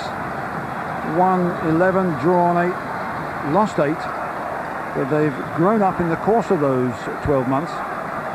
But they need to have mature heads in this situation, because Colombia has certainly pace in Moreno and Zambrano, and although they were expected to be fairly negative, they've actually put some good attacking moves together. This is still going to be a hard one for Australia to win. Put in by Muscat, not good enough. Picked up by Carbone. This is better. To Moric. Oh, and in goes Milicic. Good goalkeeping. Now it's Agostino who went in fact, but the goalkeeper went forward for that superbly. That was good judgment. Nice little ball into the hole, but the goalkeeper, good judgment, good handling.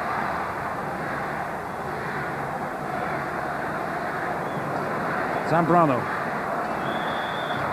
Fouled by Moric.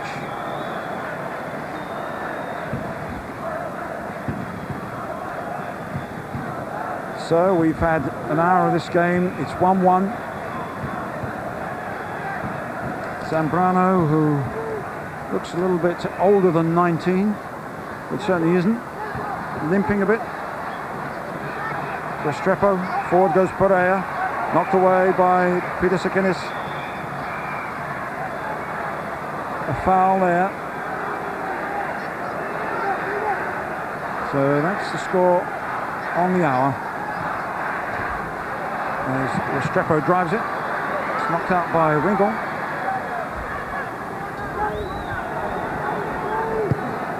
Zambrano. Good play by Colombia here. They're so comfortable in possession. Australia working hard to keep them out. Zambrano to Pereira. Pereira turns. Lovely play. Great performance here. And off the bar. Should he have pulled it back? Pereira with a wonderful bit of skill. It's still not over the danger. Flores has got a good right foot. Watch out. Restrepo. They're under the cosh here. Moreno. And Muscat gets in. Cranny to Carbone. You can understand why the Australian coaching staff, who've seen plenty of football around the world in the last few years, rated Colombia as the Australians' biggest threat in this Group A. Russia and of course Cameroon, our other opponents, who start off in Canberra, but they're lucky to get away with that one.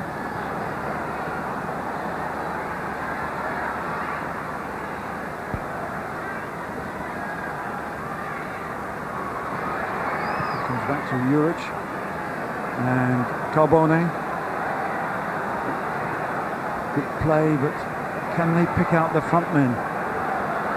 Carbone, Sakinis, good first time pass to Mark Wingle.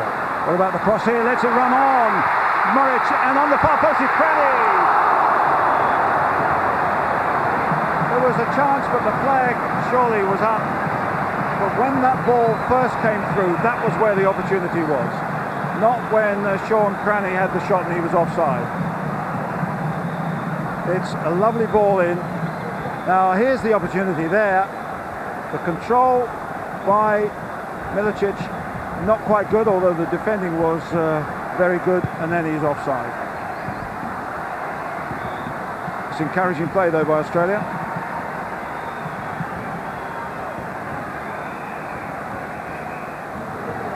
And I think a substitution about to be made here by Australia,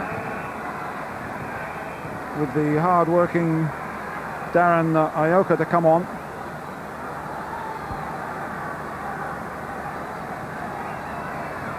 But there's danger here as Colombia break down that left-hand side. Gonzalez, and they're coming up in numbers as well. Zambrano to Pereira.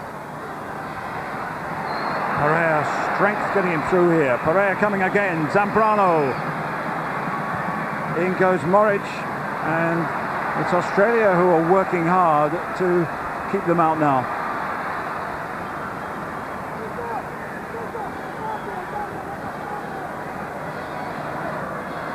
So this was a side, Colombia is, who qualified in third position in the South American Championships, have had good record at senior and junior level recently, but they've had a reputation of not being able to score goals.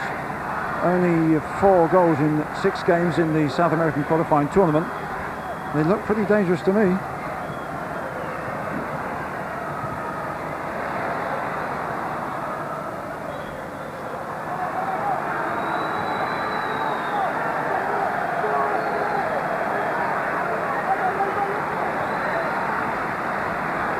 So substitution for Australia. Sean Cranny is coming off. He's taken a couple of knocks.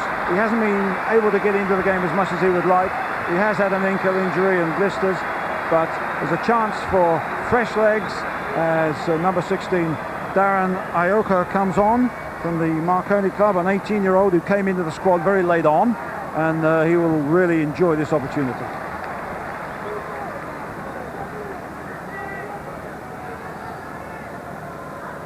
Well, it's been hard out there on that right-hand flank for Sean Cranny, and now it's Ioka who's going to have a little crack at it.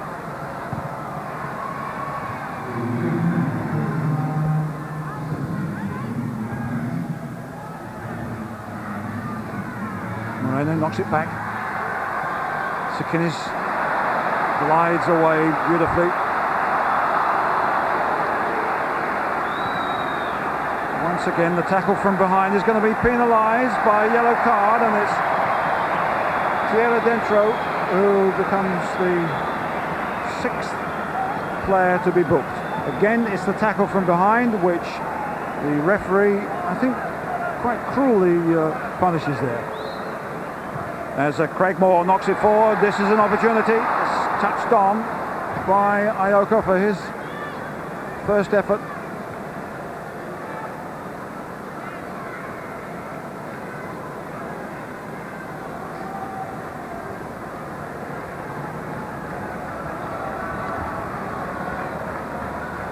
Well, we expected really to see more of the defensive skills of the Colombian goalkeeper Daniel Velez.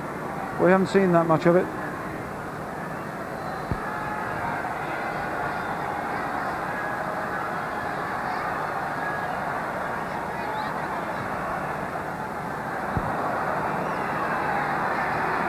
Every time it's given away in midfield, Australia are in trouble, particularly when Zambrano picks it up.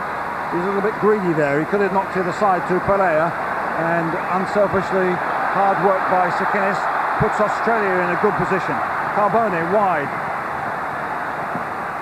Moric, now he can get the cross in. This is looking good. A definite chance for Agostino, and with his background of full-time professional football in Switzerland, he really should have done better with this. He certainly should have hit the target and made the goalkeeper make a save. He went for too much power. He should have gone for direction. It was a lovely cross. There was a golden opportunity, and I'm afraid they've missed it.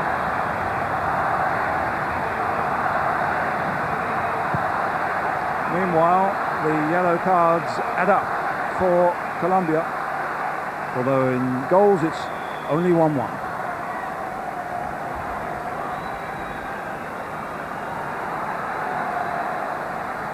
Here comes Mascat, driving forward well. Straight to Dinas, unfortunately. Restrepo is doing a good holding job in midfield for Colombia. Pereira, the number 8, looks very strong. Flores is charging down the right-hand side. This is really a game. Very much more open than the first half an hour. And either side could win this one. Restrepo getting in there. Here's Pereira. Restrepo can get a cross in. Well, to the relief of goalkeeper Vince Matassa, there wasn't much to it. They're pretty relieved too. Well, he got a reasonable opportunity. The deflection killed it.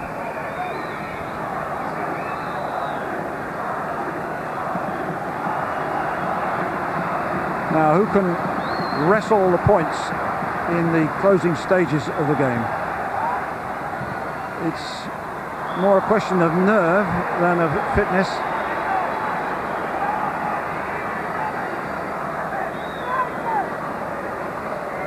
And so many Colombian players have been booked now that they're in danger of getting the second yellow card and taking an early bath. Now, the free kick, Mark Wingle to knock it into the middle, and this might be an opportunity for Australia, but really, again, the goalkeeper not tested.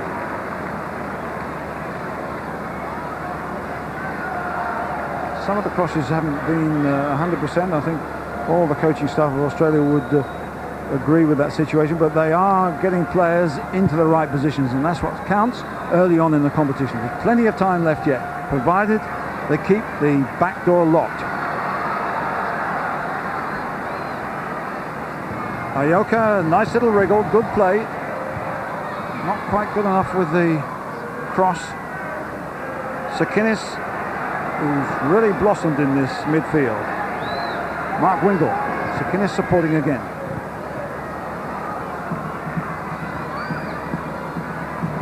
Now Zambrano trying to get away, but Wingle keeps calm. And I think Zambrano is having a little bit of a problem.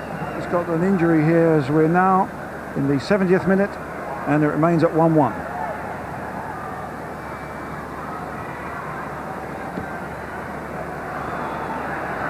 Wingle's gone down the left-hand side.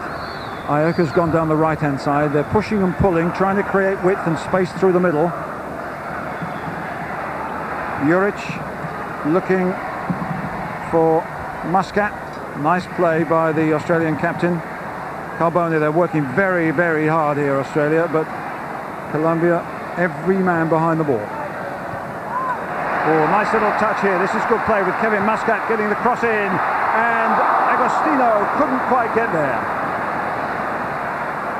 Oh, they're still battling, and this is a bad challenge. And this is a booking and a problem.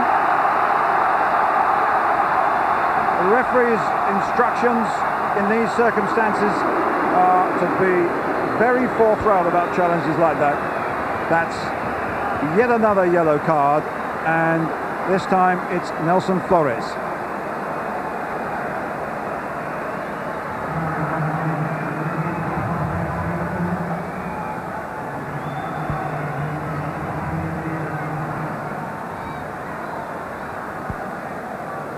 Flores, the 7th yellow card,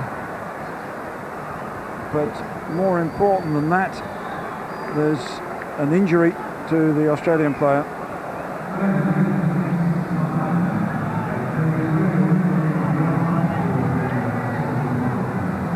And sadly, for the moment anyhow, off goes 18-year-old Ante Moric of the Sydney Croatia club.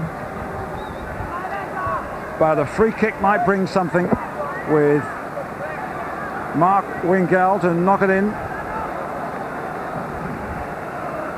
Muscat is over the far side, he dropped it short.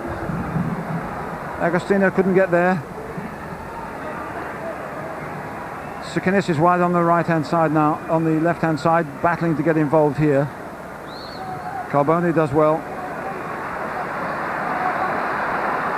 Ioka still down to 10 men at the moment.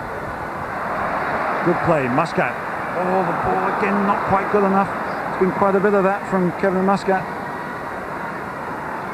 Now Zambrano and company are on the move forward.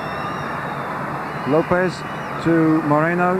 Tight marking again by Craig Moore, who always seems to pop up in the important position. And see how hard Muscat has worked to get back and help cover. Sukinis and Wingle. With on the sideline another substitution imminent.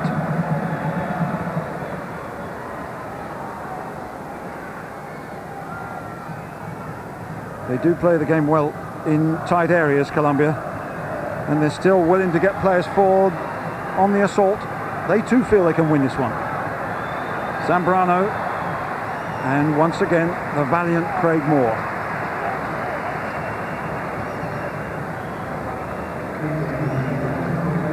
Well, the news is not particularly good for Colombia here, but it might be quite encouraging for Australia, because the most dangerous player, Henry Zambrano, is coming off. He's taken a couple of knocks. He doesn't look that particularly happy about it. And coming on now is Victor Mafla, again a front player who was expected to be in the starting lineup. Strepo, ball forward, knocked out by Muscat.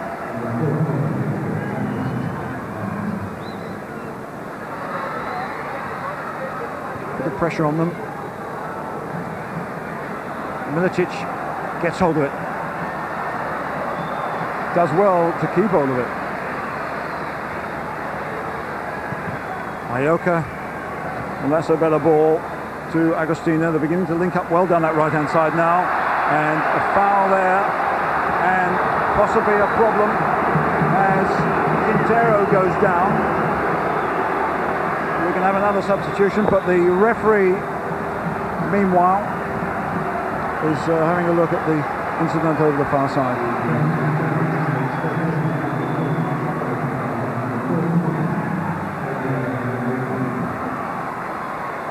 Fabio Macalino is on, or looking forward to getting involved, I think, on the left-hand side. The referee says we can't have any treatment for the terminally injured Quintero. We must continue the game, It's going to be a free kick. It's going to be taken by Ioka. And it's a good one. Oh, hits the bar. Goalkeeper can't get it. And it's Muscat who knocks it in. Kevin Muscat on the rebound. And Australia are in the lead. Extraordinary events here. Colombia complaining. The injured player, Quintero, is still down and out over the far side. The referee insists the game should be restarted, and 75 minutes, Muscat has put Australia into the lead. Ioka's free kick, the header there against the bar. They couldn't react quick enough. Muscat was onto it like a flash before the goalkeeper, and whack, it's into the back of the net. It's 2-1.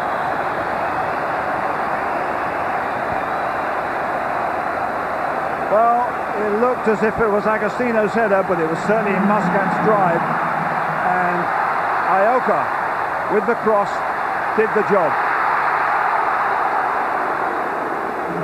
Difficult one to clear for Restrepo, but Muscat got onto it like a flash.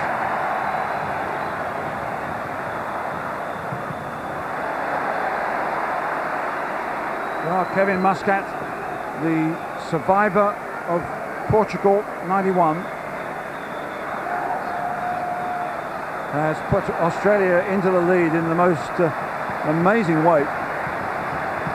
Well, Kevin Muscat will no doubt support the referee's view that you play on, you don't react to those little activities that the South Americans tend to perpetrate.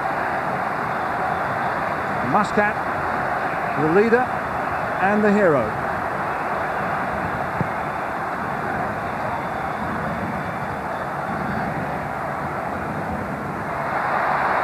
Agostino gets it away acrobatically. Oh, and driving forward on the left-hand side was Macalino.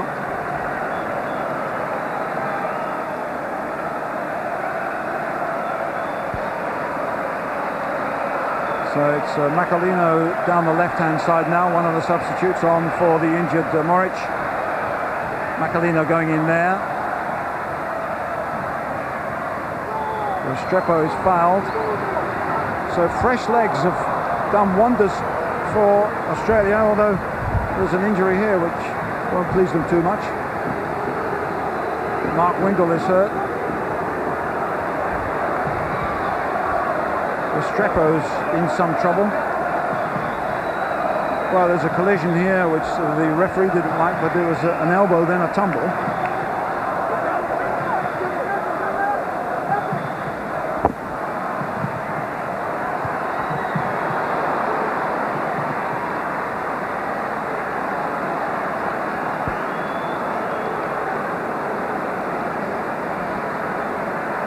Well, there's problems here for Australia. Colombia trailing by 2-1 have the corner with Restrepo to take it. Moreno coming to the near post. No Zambrano, of course. And the danger is over. It's goal kick.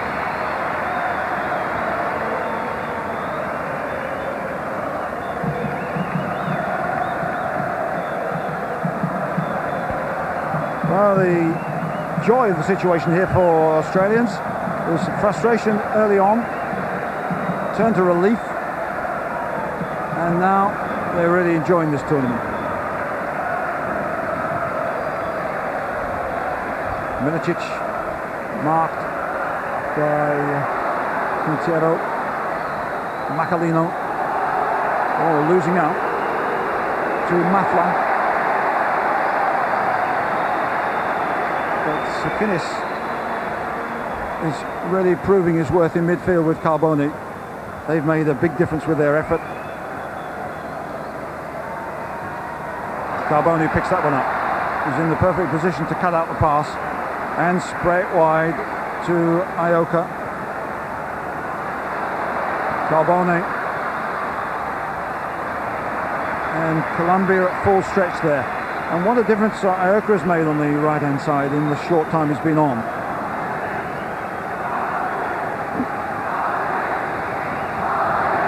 So 80 minutes gone.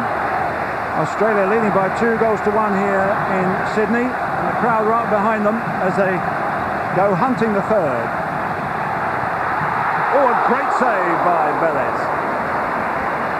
Milicic with the shot, very acrobatic, good goalkeeping. Long throw from Muscat, the old flick on or bad header, just the same thing. Milicic, great save by Velez.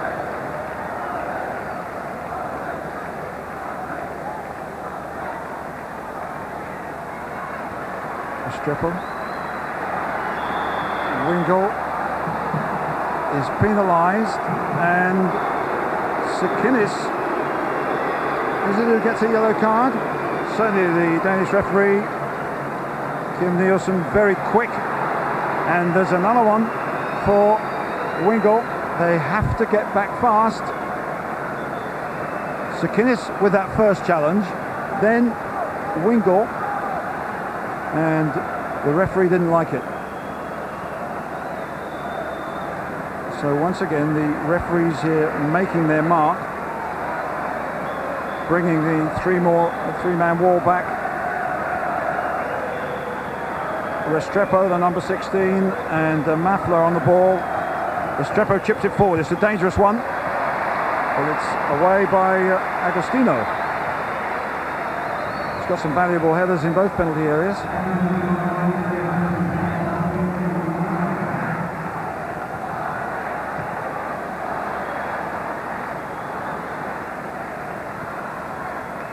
Now it's Australia's turn to get as many players as possible behind the ball.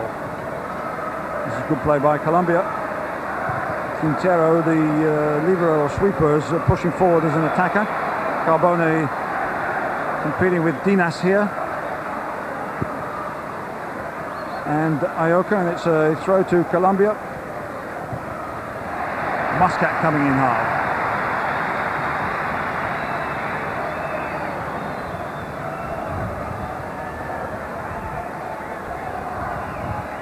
Oh, it's a fortunate ball forward for Pereira. Here they come again, but the whistle had gone.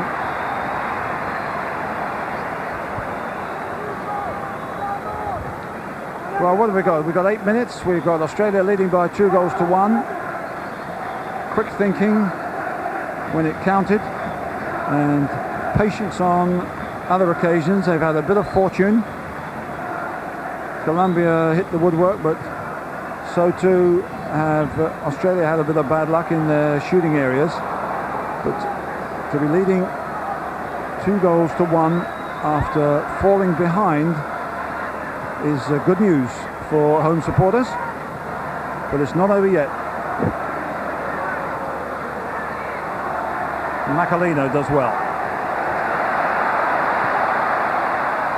It's not a particularly good ball into midfield by Milicic, it was. Now there's a lot of urgency in the Colombian play.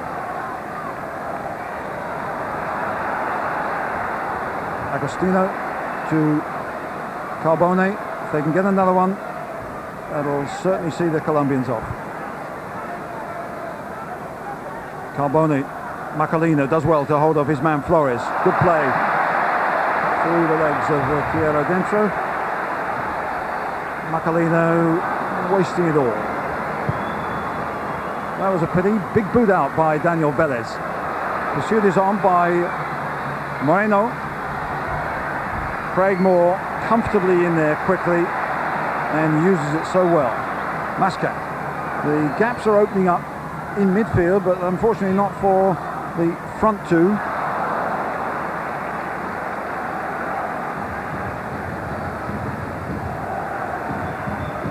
Well, you could hardly say they look satisfied with the performance, but they will do if the final whistle goes and it's 2-1.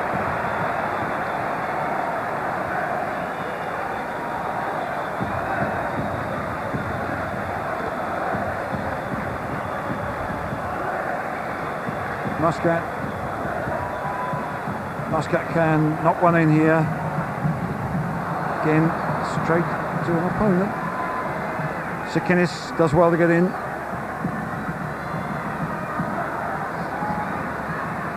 Mafla for Colombia. Down the right-hand side, Flores. But he's getting a little bit tired, a little bit over-ambitious. And again, Australia working together in groups. And they get that one away quite comfortably. Agostino, not a good ball for him. An easy one for the marker.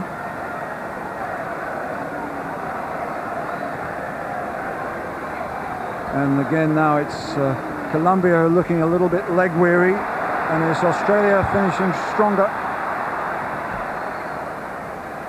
Ioka with Carboni charging down the right hand side, taking defenders with him. Up goes Agostino. No real chance of a scoring hitter from that distance. Appeals for what? Cramp, I think. And help, or sympathy at least, from the referee. I don't think he's going to get either. Well, it's a difficult cross from the right. Agostino running hard, working hard as ever, but the marker made it almost impossible for him.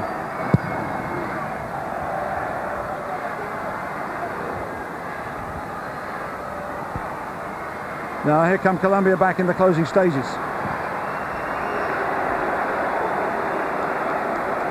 Pretty hopeful, and really not a lot of quality in it.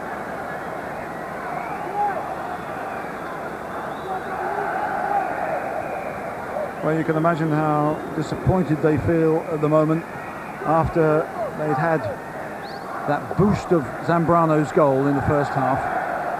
Had a couple of opportunities and some good spells in the second. Now they're trailing by 2-1. They've had far too many bookings for comfort.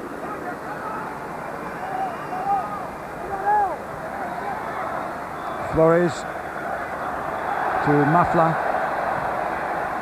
Oh, there's a bit of space here for Pereira. This is dangerous. But he's trying too hard, and that comes to nothing. Gonzalez had a very good first half down that left-hand flank. We haven't seen quite so much of him in the second half, though.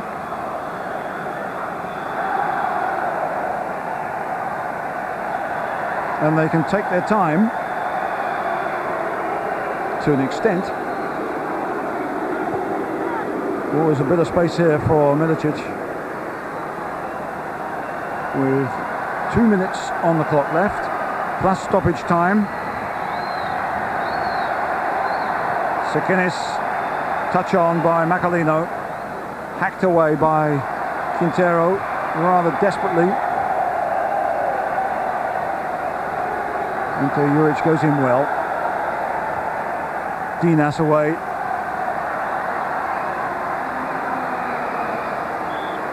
Gonzalez can't get there. That'll do for Australia.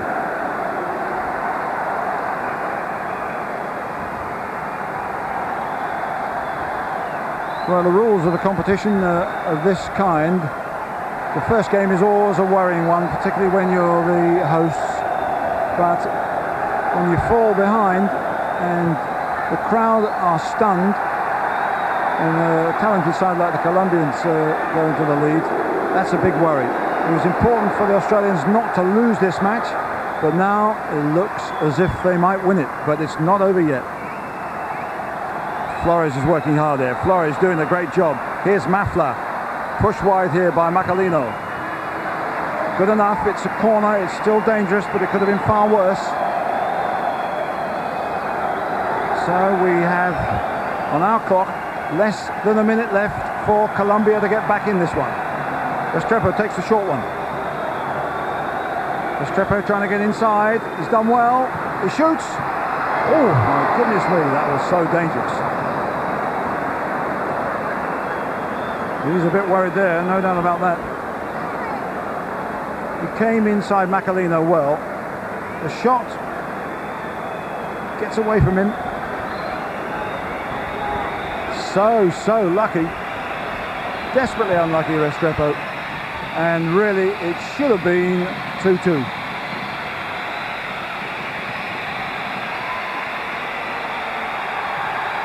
Understandably, the Australians are asking for the final whistle. The referee just checked his watch, and there it goes. the first game here in Australia is complete, and the hosts have won by 2-1. Relief for Les Scheinflug and the coaching staff, but have a little bit of sympathy for Colombia. Hitting the woodwork there in the closing seconds. They hit the woodwork also at the early stages of the second half when Pereira drove in down the right-hand side. But Australia showed quality. They showed quick thinking to act on the referee's decision and take that free kick when the Colombians were trying to waste time. And Kevin Muscat showed quick thinking when he picked up the rebound and drove in a very important winner. So it wasn't a perfect performance. It was in some ways a tentative start, but they showed character, they showed quality in the key areas, and the hosts, Australia, have begun well against the talented Colombian side by winning 2-1. Jerry Harrison at the Sydney Football Stadium, and that result will read well. Australia 2, Colombia 1, and of course Australia on top of the group. We just have time for a quick reaction from our experts. Firstly to you, Robbie Wheatley, because it will be a sense of deja vu for you. The match went pretty well the same way as it did in 1981, the opening game. Very pleasing result, Les, and certainly being 1 goal down, the Australians have fought valiantly to get back into this game, and I think really, although the Colombians had a couple of chances, they deserve their victory. There'll be a lot of elation in that change room, and there'll be a lot of relief as well, because that's a great result to open the tournament. John, I think the Australians are capable of doing even better than this, and they did have a lot more chances than they put away. Much better, Les, and they say it's always a good sign when you don't play well and win. But the thing that impressed me about the game tonight was the refereeing, particularly the wasting time, the wall not getting back, all the things that we've talked about and haven't happened over the years. It was an excellent exhibition from Nielsen tonight. I would agree with you, John, and Robbie, thank you for tonight. We, of course, will catch up with you tomorrow. And the action tomorrow in Group A, the second of the first round matches, Russia versus Cameroon at the Bruce Stadium in Canberra, kicking off at 8:30, and the first double-header from Group B at Lang Park in Brisbane. Portugal versus Germany kicks off at 6:15 local time, and then Uruguay versus Ghana at 8:30. And we'll bring you the pick of those matches in full at 8:30 tomorrow night, followed at 10:30 by highlights of all 3 matches played tomorrow. And tomorrow afternoon at 4, a full replay of tonight's opening game.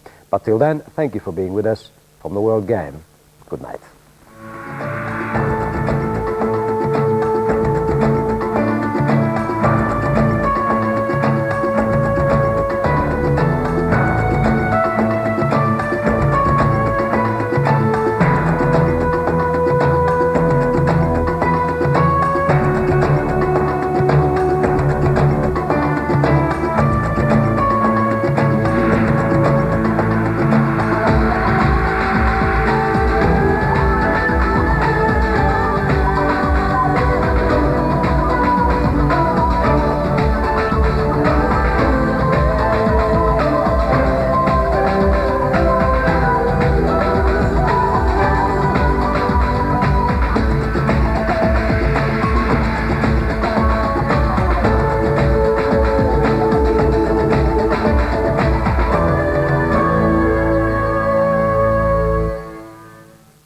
Australia 93 was proudly brought to you by McDonald's and Kellogg's Cornflakes.